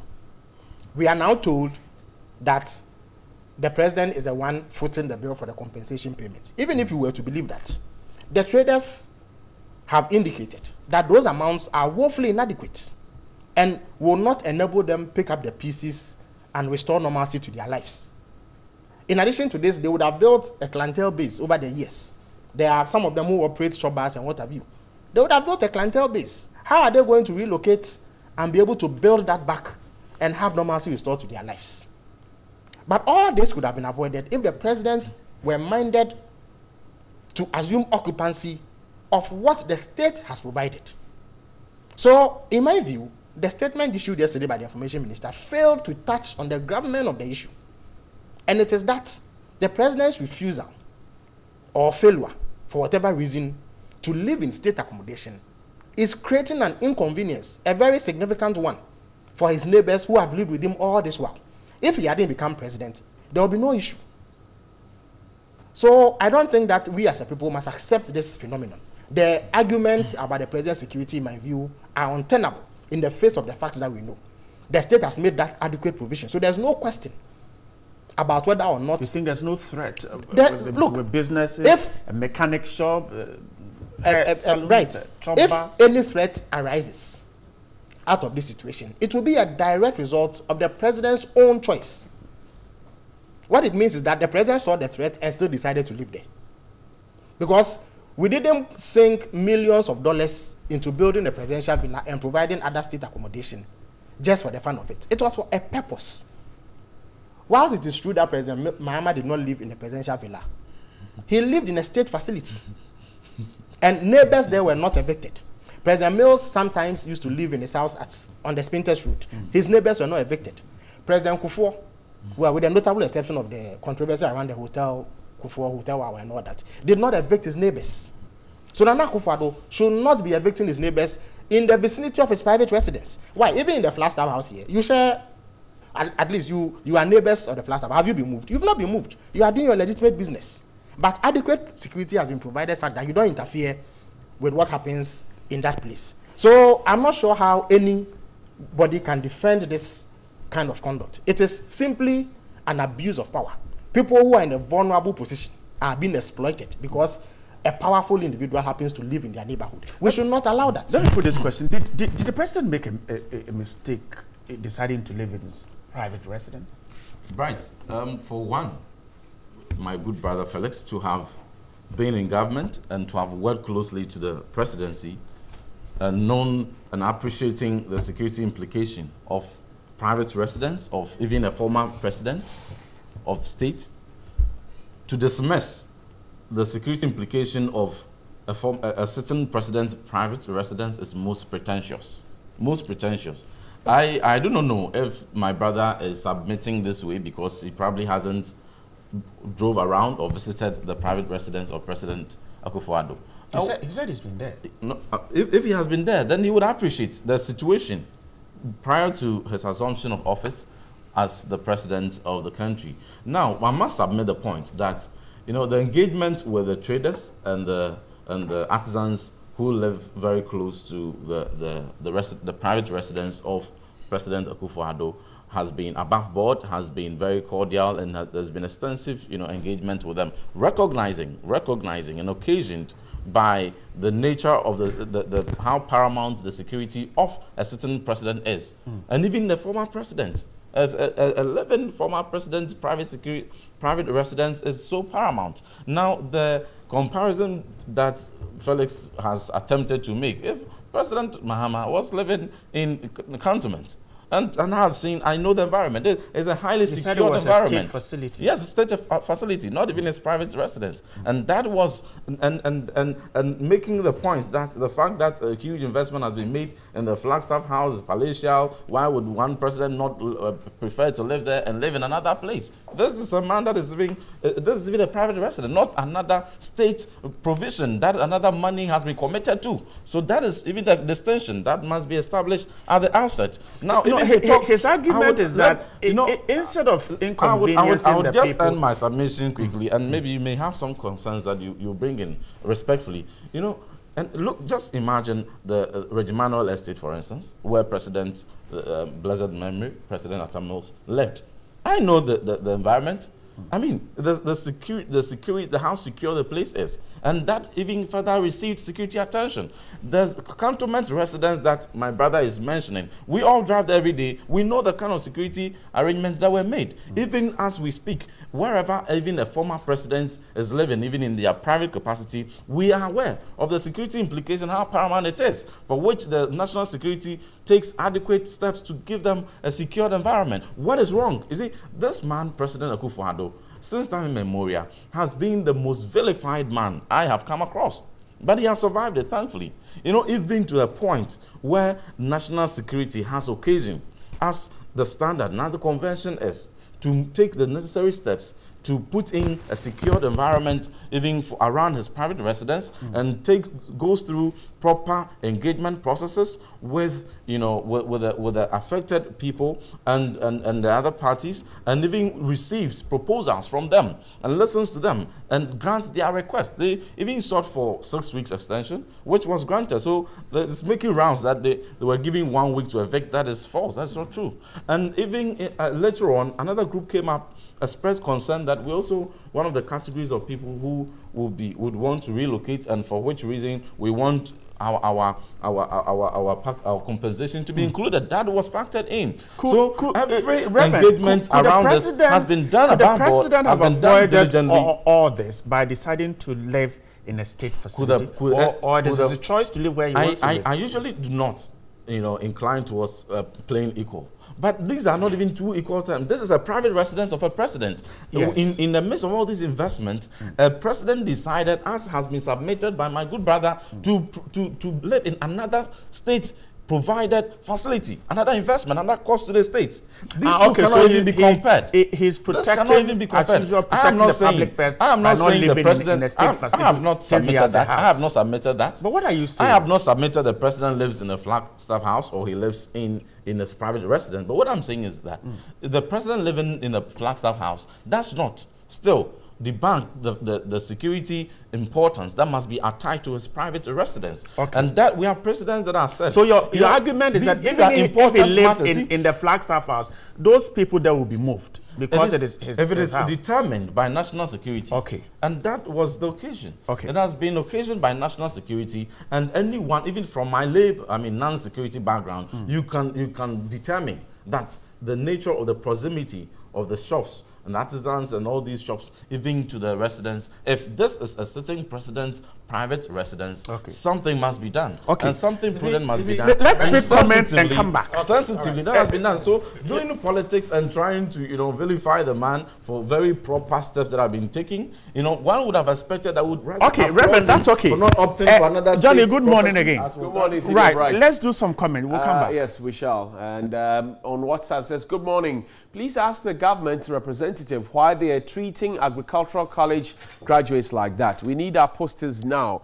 Zach Orji sent that. And good morning, my darling station. Please ask the MPP government when at all will they use the chip compounds or the clinics that the NDC built. Please ask them if that is the taxpayers' money. Lexus and Dansoman is worried that the chip compounds are not being used. Good morning, TV3. We're tired of the ranting of the government. How many roads, hospitals, schools or clinics have they built after more than a year in power? Their lies and all the beautiful talks are okay. Anto Sylvester in Kumasi. In Ghana, we misappropriate the word affordable. None of the so-called affordable housing is affordable to those who need them. It's also not acceptable to compare two countries that have different levels of economies. And good morning, TV3. NDC mismanaged the economy and expects NPP, the new government, to build houses in a year. Where is your so-called green book? NPP will fix broken economy first. Ebenezer from Asafura, Anumabo. Good morning, Senior Bright. How can a reverend father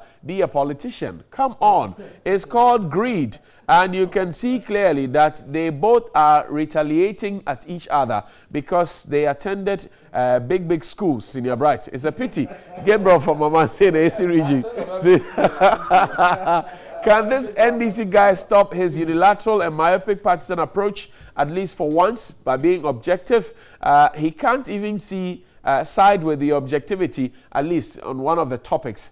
Get that to Felix. And did Mahama eject people around his private house at cantonments? And we can only remain surprised at the elements of the MPP for looking into our faces and peddling falsehood. How can a hospital in Morocco cost the same as that in Ghana? May Almighty God save us from these people in government. Bababu in Tema send that one. The big schools. That's the residence. President Mohammed's it's not a private residence. Right. It's a state facility. Right. Is it right? Again, I'm not sure. Anyway, thank you very much.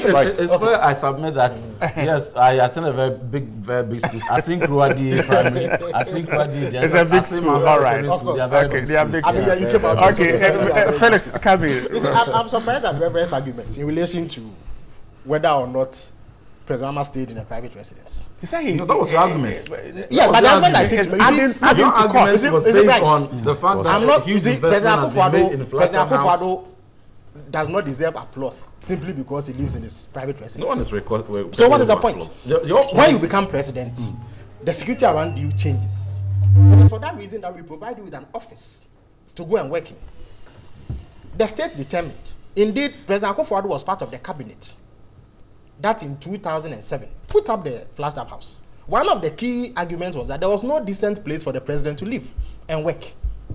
They sank in at least $170 million. So this edifice is built, plus a number of state facilities, which the president can use anytime he pleases, because the state makes provision for it for a purpose. If he chooses not to use that, he should not earn applause for going to live in his private residence. No. When it comes, it's Reverend's argument that even if he lives at the Flagstaff house, that house at Nima still right. Look, I have used the road beside his house before. I went to transact some business in the neighborhood. When I got there, my car was stopped. Despite the fact that the security men identified me and knew who I was, they stopped me, they searched my car, and then gave me pass to go and conduct my business.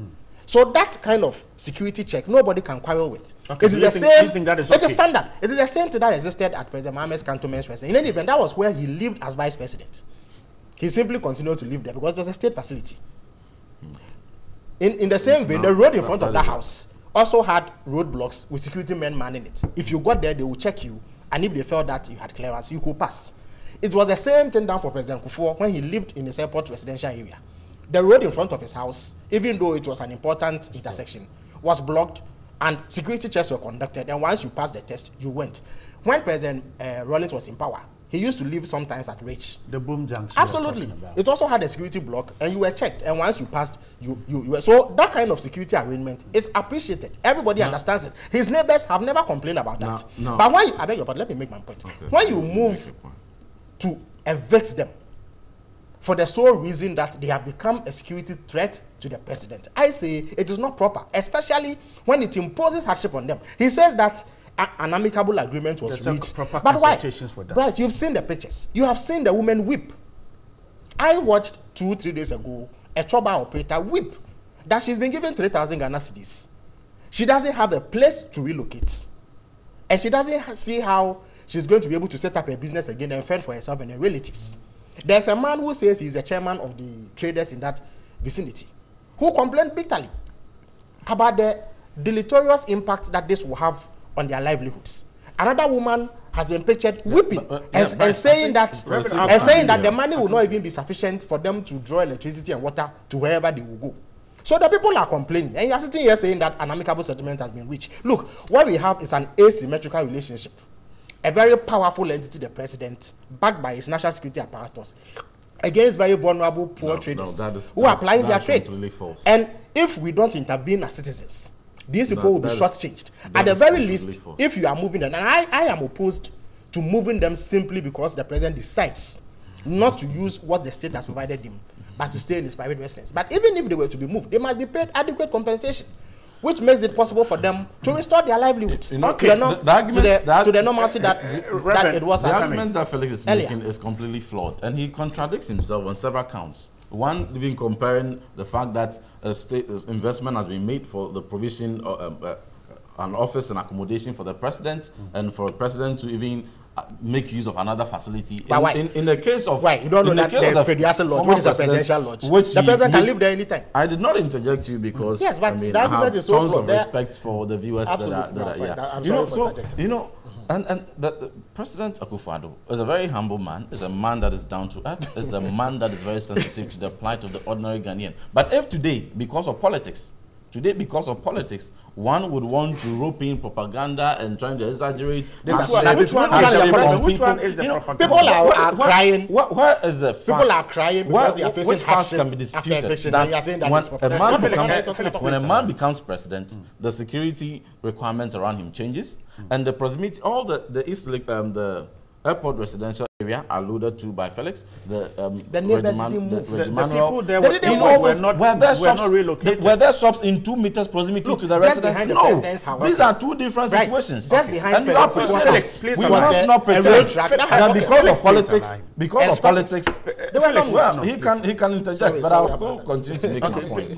You know, you see, we cannot pretend that when there are shops just about 2, 3, 4 meters, 5 meters close to, and you know the cluster, the situation around, and if Reverend, the man has become president, is clear. Let me ask they have been adequately if compensated. The president isn't living there, would we need to relocate these people? If the president isn't living in his private residence, would there be the need to relocate? No. What stops a president? What stops a president from even living in the Flagstaff house for making accessing his private residence? Yes, but I'm saying that what is wrong with that? Assuming the president, so if that is right, the president wasn't living in his private residence.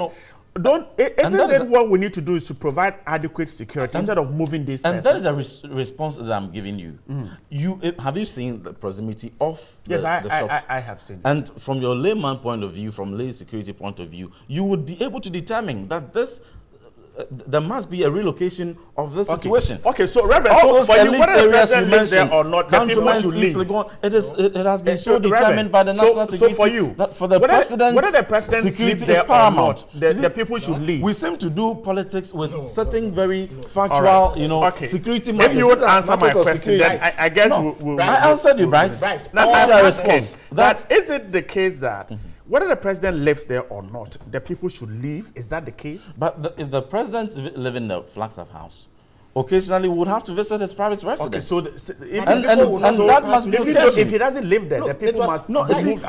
Whether he lives there or occasionally visit there, it's inconsequential. Okay, we are looking at a paramount, you know, national security. Yes. And that is what he says. He says that whether the president lives or not, the point that he made were contradictory. All the airport residential area, they didn't have shops. They didn't have shops 2 meters away. It's a rail track. The state provided. The state provided slums and hawkers. They were not. The state provided. Okay. Yes, but there's nothing wrong with it. The president occasionally goes to Pediasol. He does. Indeed, when his father was president, that's where he lived. But he doesn't live in another the president can visit and stay in any state facility. Those facilities are provided for a reason. Your arguments are fundamentally flawed. No, otherwise. All right. And finally, gentlemen, I am grateful. So grateful. So grateful for your Monday morning. Felix Kwatiofosu is a former Deputy Communications Minister, a member of the NDC. Reverend John Intim-Fojo is a member of Parliament for the Asin South constituency, a member of the NPP. Grateful for your Monday morning with us. Thank you. There is pause right after this. We'll read the rest of your comments later on. Stay with us. We'll be back in a moment.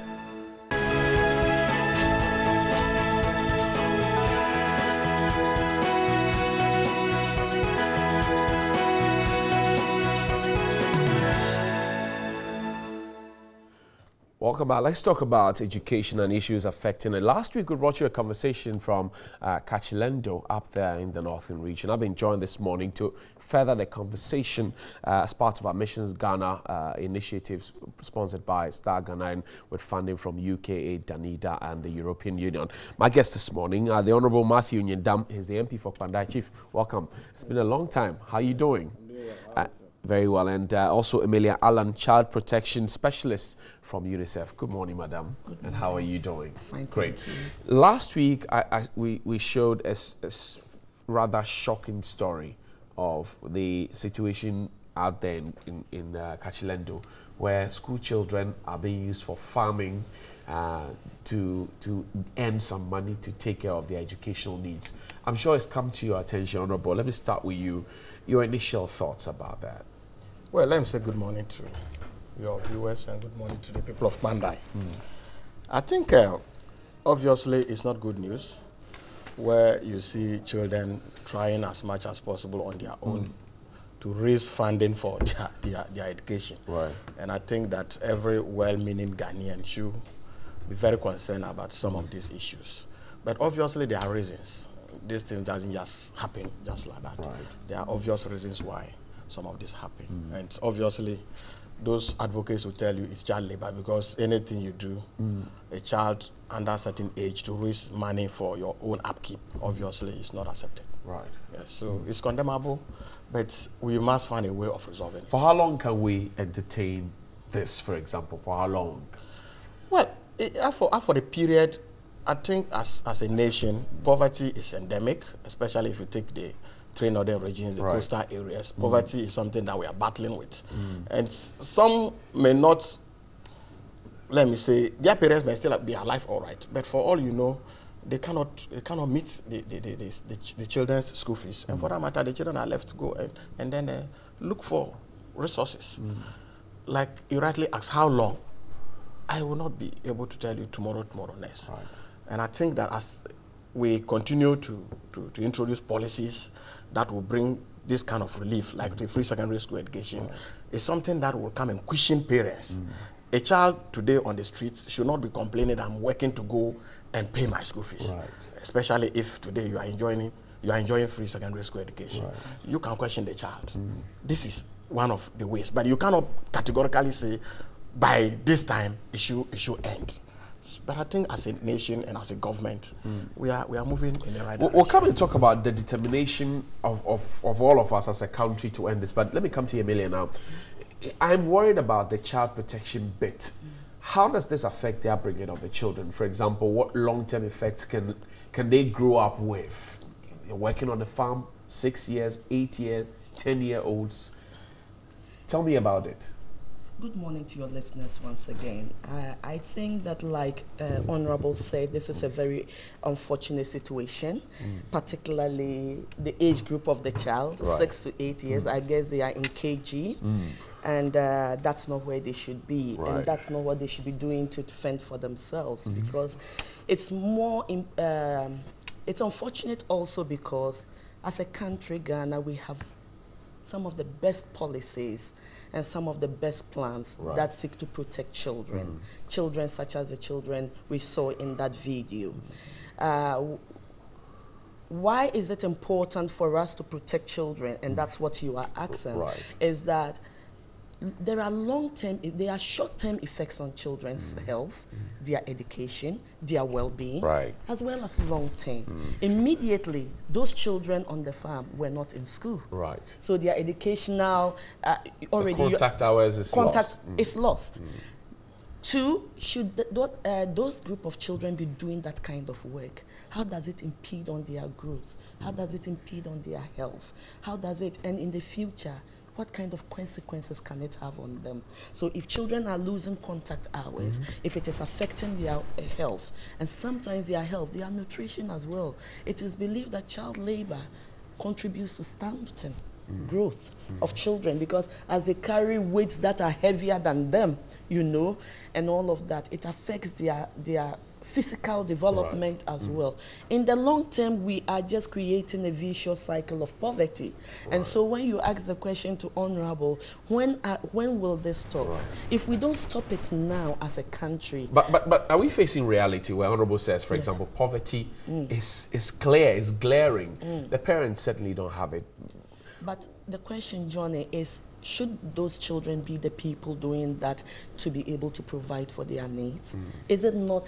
The management, effective management of schools is the responsibility of government, teachers, and parents. It's a collective lesson that we come together to ensure that schools are effective for our children, so they can become responsible citizens. And when they grow, it will be their turn to do that. But at this age, we want them to already start doing this.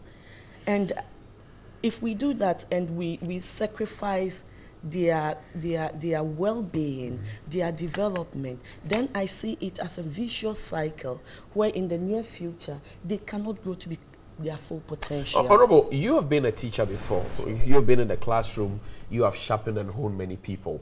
Tell me about the link between poverty, as you said, and the contact hours that are lost, and how that affects the person's ability to compete equally with any other person anywhere in the world. You've been a teacher before. Tell me. Obviously, a child that will be on the streets, will be in the farm to fend for himself or herself, obviously cannot stand when it comes to academic performance. Where somebody, every blessed day, you take your breakfast, you have something in your pocket, in school, the teacher is there to take you through. You see, you have psychologically and everything, you are prepared. Unlike the other child. If you have about 5 days within a week, and this man has to do 3 days on the streets and do 2 days in the classroom, tells you obviously the child will lose out. Academically, the child cannot stand. But funny enough, some of those children are very brilliant. Funny enough. You get that child who will come and do just a short period, and that child is on top. But these are few cases, they are exceptional cases. But the majority of them drops out, especially the female ones. The female ones. The small time, they give up, you know. They cannot stand. Exactly, they cannot stand. But Honorable, in your constituency, for example, we do know up there, and many other constituencies, the MP is like the president of the locality. People come to you for all manner of assistance. You mentioned poverty earlier, which I'm interested in. Emilia corroborated that point. So at what point do we bridge and break up the jinx of poverty? What are we doing for our people to help them, for example, to be able to afford education? Well, like I said earlier, there are certain things, and I want to tie in what Madam rightly said. Some policies must be deliberate to assist. Are they existent at all? The policies we have them. So why are we not implementing them? we need. You see, sometimes partisanship also dilutes some of our policies. But I think that when it comes to education and childcare, it must be deliberate and it must be vigorous. Right. Because there is nothing that at this particular time you can exchange for education. Right. Absolutely nothing. And for that matter, we need as a country. For instance, we're talking about this free secondary school thing. Right. Whatever happens, whichever government comes in, must make it a deliberate attempt to maintain it. Because, look, you asked a very good question. As an MP, look, for the year 2016 and 2017, I can tell you MPs are so happy because you have a tool. No child comes to you again in the first year to say, I'm looking for money to go and pay school fees. You are relieved. The only challenge we have now is the second years and the third years. Right. So you see that this policy, in a way, has come to taking some kind of burden off you. Now, the little resources that I have as a teacher, an MP, I have to reapply it to some other areas. Maybe some pavilions for kids that are at the basic level, or in a way, cushion buy textbooks, a library or something. You can redirect your resources into. Other than that, you have to use it to pay school fees. Has central government abandoned you? And I'll ask Madam the same question. Do you feel abandoned by central government in this particular instance? That these are children of school-going age, vulnerable, being made to work in the farm, to, as it were, get money to buy their own decks, their own books, to further their education. Do you feel abandoned by central government? I think yes and no, because economists will tell you the resources are limited. But education is paramount. At least we have heard all governments trumpet saying. Yes, I agree. I agree. Yes, I agree. Education can never be negotiable. And that is why I say in one breath I agree that yes, the central government has failed. But in the other breath too, you say resources are scarce. You cannot be able to meet your demand at all the time. Where do we draw the balance? Where do we find a median? Because we all say education is important, but we see the resources are not there. Yet we see government officials and other people drive luxurious vehicles, $98,000, one 4x4. That could build a whole stretch of school. Where you go that way, you but that's a fact. You shift the debate to different. Honorable is not a fact. Let me tell you, it's a fact. It's not a fact. It's a fact. $98,000. Yes, I agree with you. Let's calculate the number of desks you can buy, textbooks, you don't need to calculate. You don't need to calculate. For instance, I'm a member of parliament. I have my parliamentary duty to perform. Right. Per Article 72 holder, I have to be given some loan to buy my vehicle. Right. You don't say because of education, that money I'm taking for my vehicle, I should go and build schools with those. It doesn't really I'm not saying that. I'm saying that. Does it work that way? I'm saying that yes. If, for example, there are other 4x4s we can buy, which is not $98,000.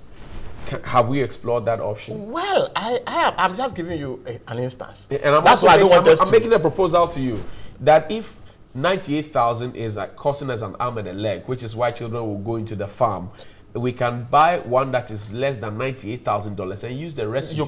You can buy, but you have been misapplying the resources. Misapplying? Yes, because if you go to Parliament and you are supposed to buy a V8 and you've been given an equivalent of that amount. Can we from Parliament then make the proposition let's not buy V8 this year, let's buy this year. Let me land. So if you are supposed to use $78,000 to buy that V8 and that is why they gave you the money and you go and don't buy that car, you have misapplied those resources. So let me come to you, Madam, now and ask, is the child protection policy, as we have as a nation, not punitive enough to deter people? We say the policies are there, but then I'm asking, is it punitive enough to deter people from pushing kids? Because this was the decision of the teacher based on the fact that what he had seen, the conditions were not there. Nobody was listening to him. That's right. Let me explain that there are a number of things that go into a holistic child protection system. Okay. One part of it is the laws and policies. The laws and policies provide direction, guidance. Right. Another part of it is for the services to be available. Okay. quality services, and the other big part, especially in child protection, is behavior and social change. Johnny, you agree with me that much of what we struggle with under protection issues are more to do with behavior and the social norms that we have. Talk about child labor, talk about child marriage, talk about defilement, all of that. It comes from the gender norms and all of that. And so government will, and I must congratulate the government of Ghana. The laws are there. When it comes to child labor, we even had an NPA 1 that government of Ghana approved, Parliament of Ghana, between 2009 and 2015. And there's one NPA 2 that is between 2016 to 2020. And then what happened? That's and my then question. We go back, the next bit of it is the behavior and social change. UNICEF currently is supporting the government of Ghana to have some effective behavior and social change. In 50 districts, community development officers, social welfare officers are trained and given a kind of tools to go into communities and dialogue with communities on some of these issues. Pandai, I just told Honorable, is one of the districts that we are entering in 2018. That's good. You would realize that these teachers, they are community members. I saw your video. They are actually not professional teachers because it's not the government school. So they are community members. In Pandai, we are expecting that once we begin to dialogue with communities, they themselves will come to the realization that, wow, this is not what we should be doing for our children. This is how to better protect our children. So they are the key stakeholders in the protection.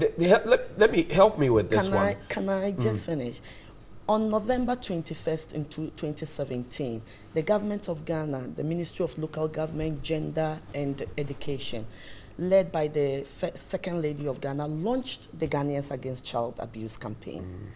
And in this campaign, it is saying that all we Ghanaians must take a step in protecting children. Are we pushing money into these things? Because we've seen so many of these things launched. At least since I came to the age of discretion, I've seen the Ministry for Women and Children Affairs. I've seen it metamorphose into gender, children, and social protection. For very good reasons. For whatever reason. But I have not seen the impact.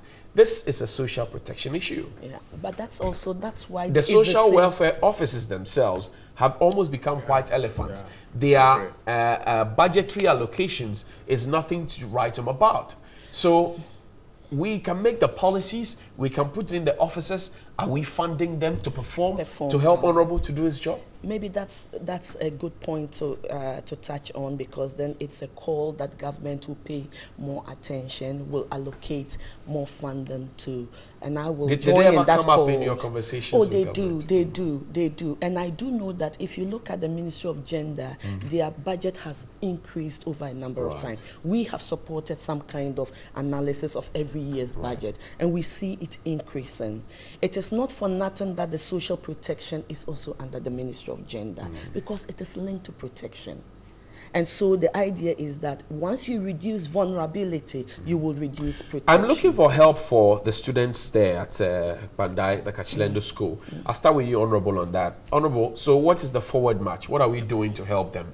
Because it broke my heart when I saw them. What can we do? Yeah, I think I was talking with Madam when we entered. Some of these issues are self-inflicting. Right.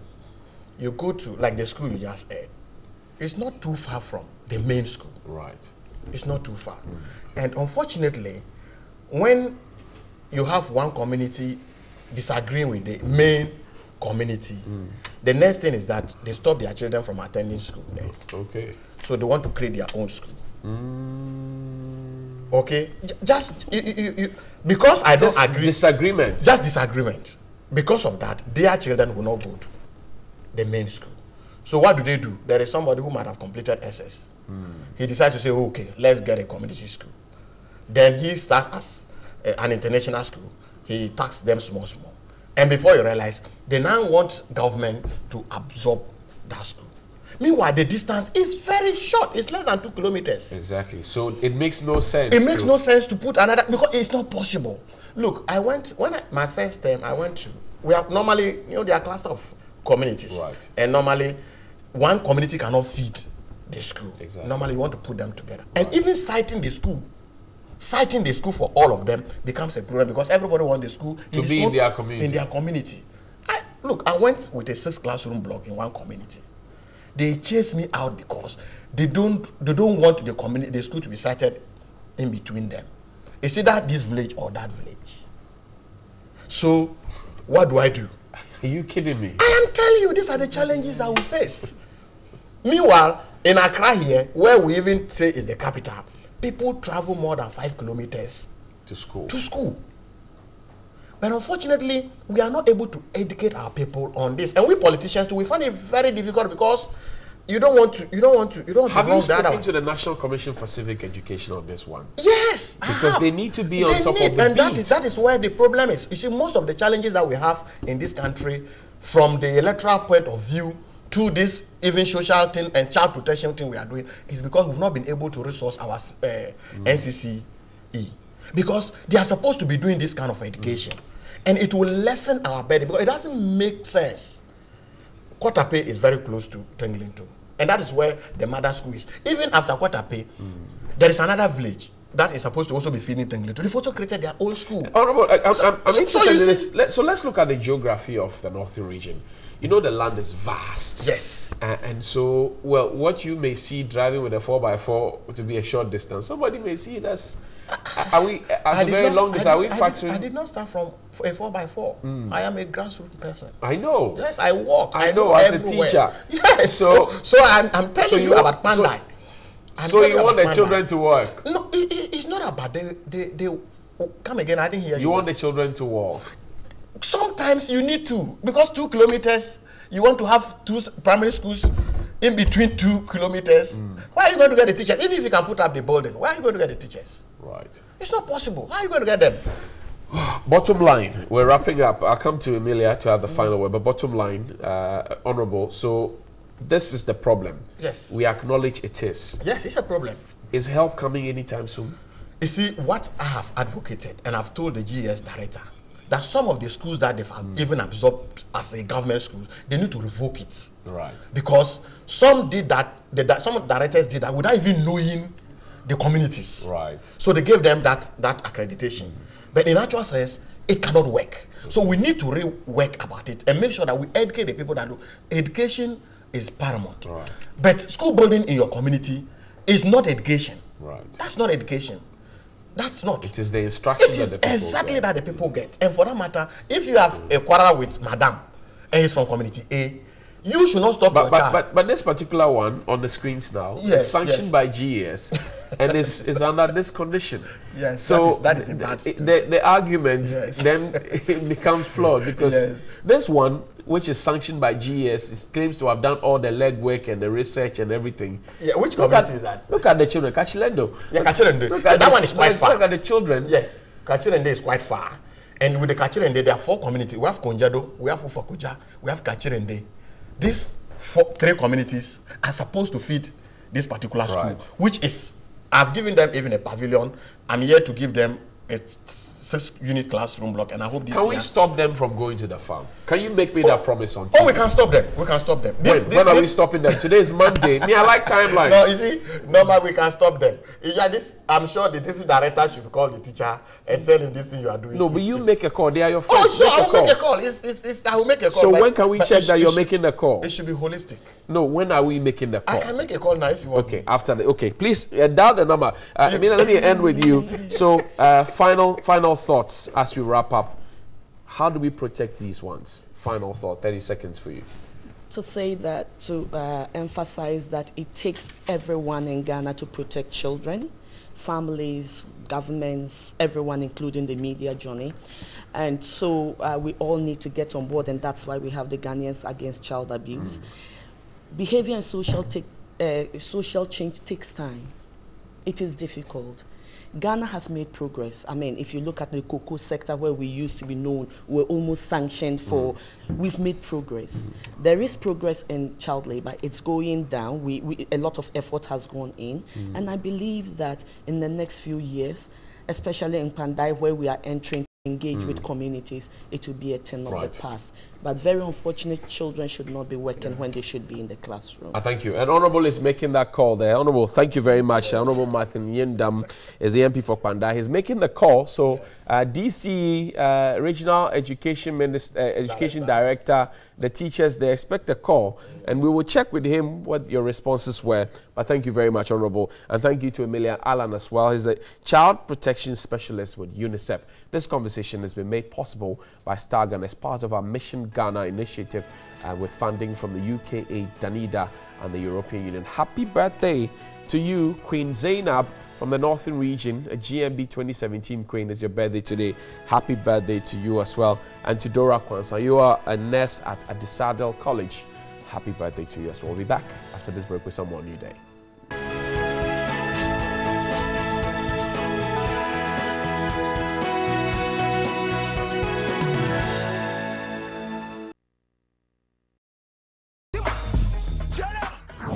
I'm very free with my dad, but when it comes to my sexuality, no matter how the communication is, you can never reveal certain things to your parents. But sometimes when I'm watching a TV with my parents and a man and a woman are about to dance in zone, I'll pretend I'm not watching. This is the YOLO Hangout. Over here, the gloves are off. Is that blabber? Condom. See. Me, I be clean like clean sheet.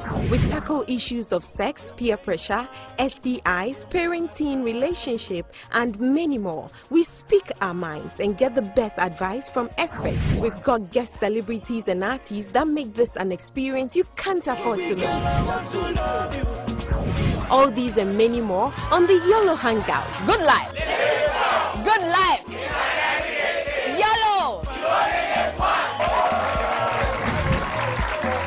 YOLO Hangout now shows on Saturdays at 5:30 p.m. only on TV3.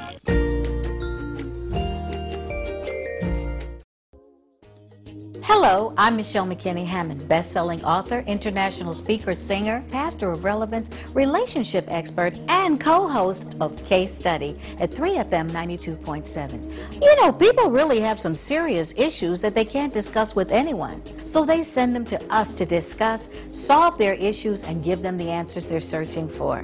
We call the show Case Study. It airs every Tuesday and Wednesday night from 8 to 10 p.m.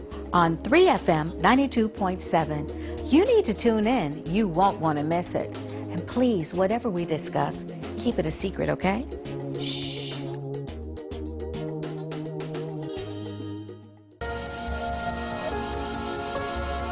FM 92.7. This is the life story of Griselda Blanco, the true definition of a dark widow, coming from Mexico with nothing but the desire to survive and be successful. Guys, welcome to New York. Her life revolves around men and revenge. Get that gun off my face! No, please don't touch me! Shut up! Please. Just be quiet. It'll be okay, Griselda. Go ahead, just kill me like you killed my son, that boy you mercilessly shot from the back!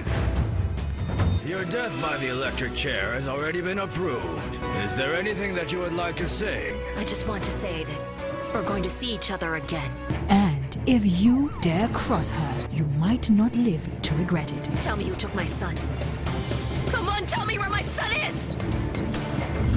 Watch the new, exciting Griselda Blanco, The Dark Widow, a tale of love and hate. The Dark Widow now shows on Tuesdays and Wednesdays at 9 p.m. right here on TV3. Supported by Connect FM 97.1 in Takrady.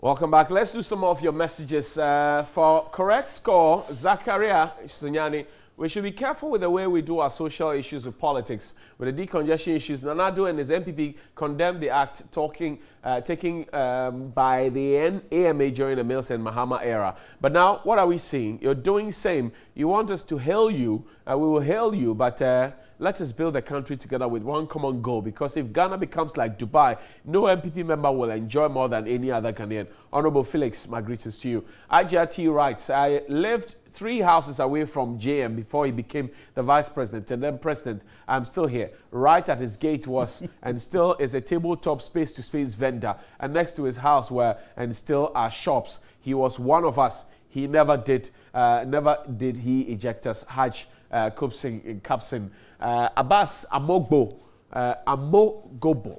Finso says, President Nana Akufo-Addo must rather move to the Flagstaff House and leave these poor traders and artisans to do their work. What is the purpose of the Flagstaff House, he asks. And we, the people of Navrongo, are following your show with keen interest. Keep up with your good work. May Allah grant you many blessings. Special greetings to Evening team. Okay, and finally, President thinks he's sacking poor people around his residence will strengthen the power of his government. The more right, well, to me, as a political opponent, I will sympathize with those affected. I'll suggest to government to compensate them with funds that will not make them suffer. Alaji Willie P. in Efiekuma said that one. But top on our agenda this morning, as we wrap up the show, is how much will you spend on a mobile phone? The Mobile Technology Conference ended not long ago in Barcelona. But how much will you spend on a mobile phone? You have the money? Take a look at this. The numbers of mobile phone subscribers hitting over 35 million in Ghana, it is safe to say that the mobile phone boom is here to stay. But the question is, at what cost? Placing and receiving calls, sending and receiving text messages. Those were the basic functions of the mobile phones of the late 90s. Today, however, mobile technology may range from basic functions to advanced computer engineering capabilities. When you're buying a phone, what do you look out for? What features? I usually look at the picture quality. The picture quality must be excellent, and that's it for me. I choose the kind of phone that I can afford, yes. The camera, the processor, as well how smart the phone is. The surge in smartphone patronage has also contributed to a surge in the maintenance and repair industry. Hassan Ouattara has been in the phone repair business for over 10 years. I don't want to attack a brand of a phone, but I think it sounds normal. You buy a phone at a very high cost and the maintenance is less. Looking at buying a phone at, let's say, 1,200 and then buying the screen at 800 or 900, it doesn't sound well. But the information the person might have the phone, the person will be willing to retrieve the information. So no matter what, the person has to buy the accessory, maintain the phone, and get those things out. What would motivate you to use like such expensive phones? I remember when I had my 7 and it was very, very new. When I came to Circle, they were like, hey, okay, that's 7, that kind of thing, hype, and hey. In spite of the craze for expensive phones, there are some who do not seem at all bothered by the diverse trends. For me, I don't know if it's because I'm doing the work, but I won't spend that much on phone unless I'm doing work that I earn more, that I know that I can use that money to repair. Me use simple phone, that's can I can me to establish business for and no say be me. Dan say me go top phone 3,000, 5,000. After later now I say government is not doing well. Do not be deceived. There are more luxurious phones out there that can pay for your car and a decent apartment in advance for 3 years. For instance, the Virtu Signature Diamond is the 10th most expensive mobile phone in the world, priced at about $88,000 or 350,000 Ghana cedi. Now, that is luxury. Between men and women, who loves the expensive pieces?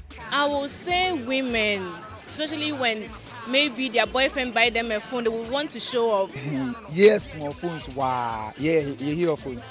But for us, women, any phone we get, you can manage it. Would you take 4,000 cedis out of your money to buy a phone? Personally, no. Unless it's a gift, never. Ladies normal pay expensive phones, but sometimes we use cards but will be bar, they buy expensive ones. What is your dream phone? Samsung 8 S8 Plus. I just like how it is. What do you do? I'm a decorator. S8 Plus, yeah. Why? I like it. I like taking pictures, so that's why I want to use that phone, yeah. I want someone to buy it for me. But I wouldn't use my money to buy. Why? Seriously, frankly speaking. But why do you want the X? Okay, let me say, in my class, most people use that phone. If you have that phone, Charlie, you know what's up. It means you're the farm. Yeah. What do you do? I'm a student.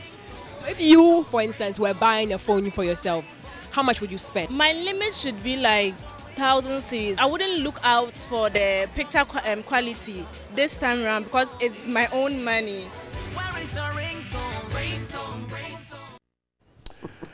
Oh my God! So it's there. The women like the phones, the expensive ones, but they don't like to pay for it. Right? I don't know. But that's good.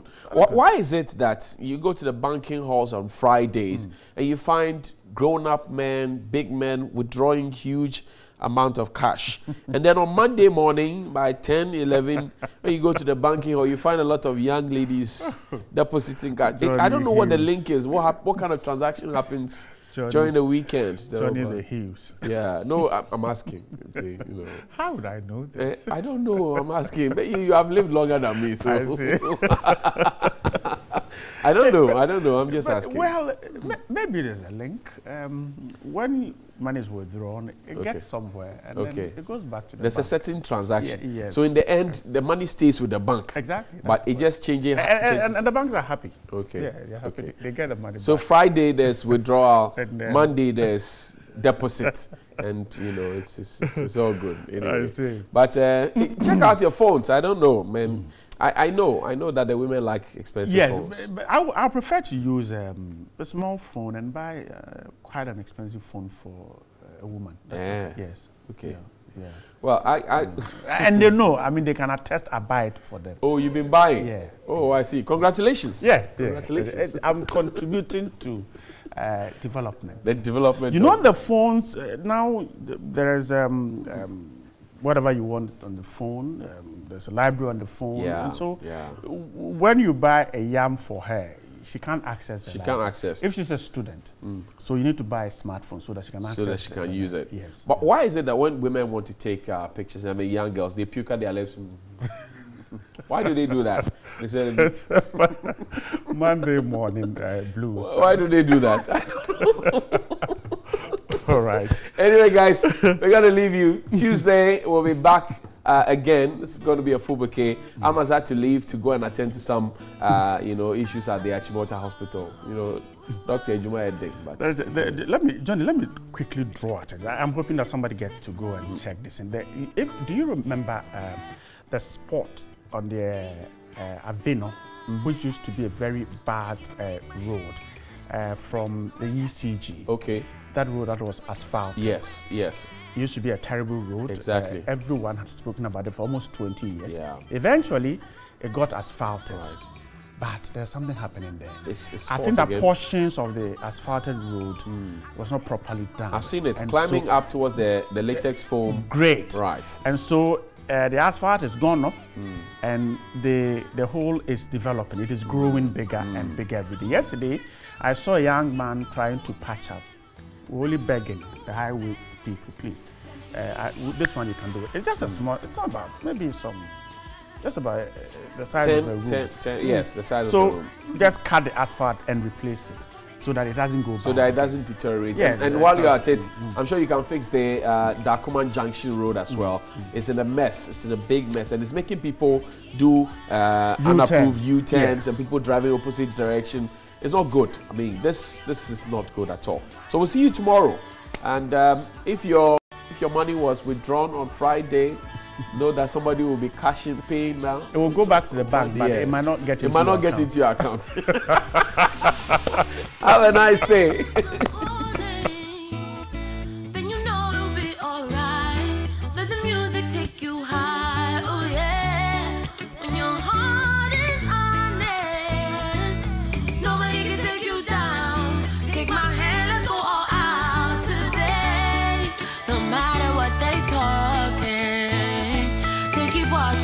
We keep rising. Is it what we have? Do you want it?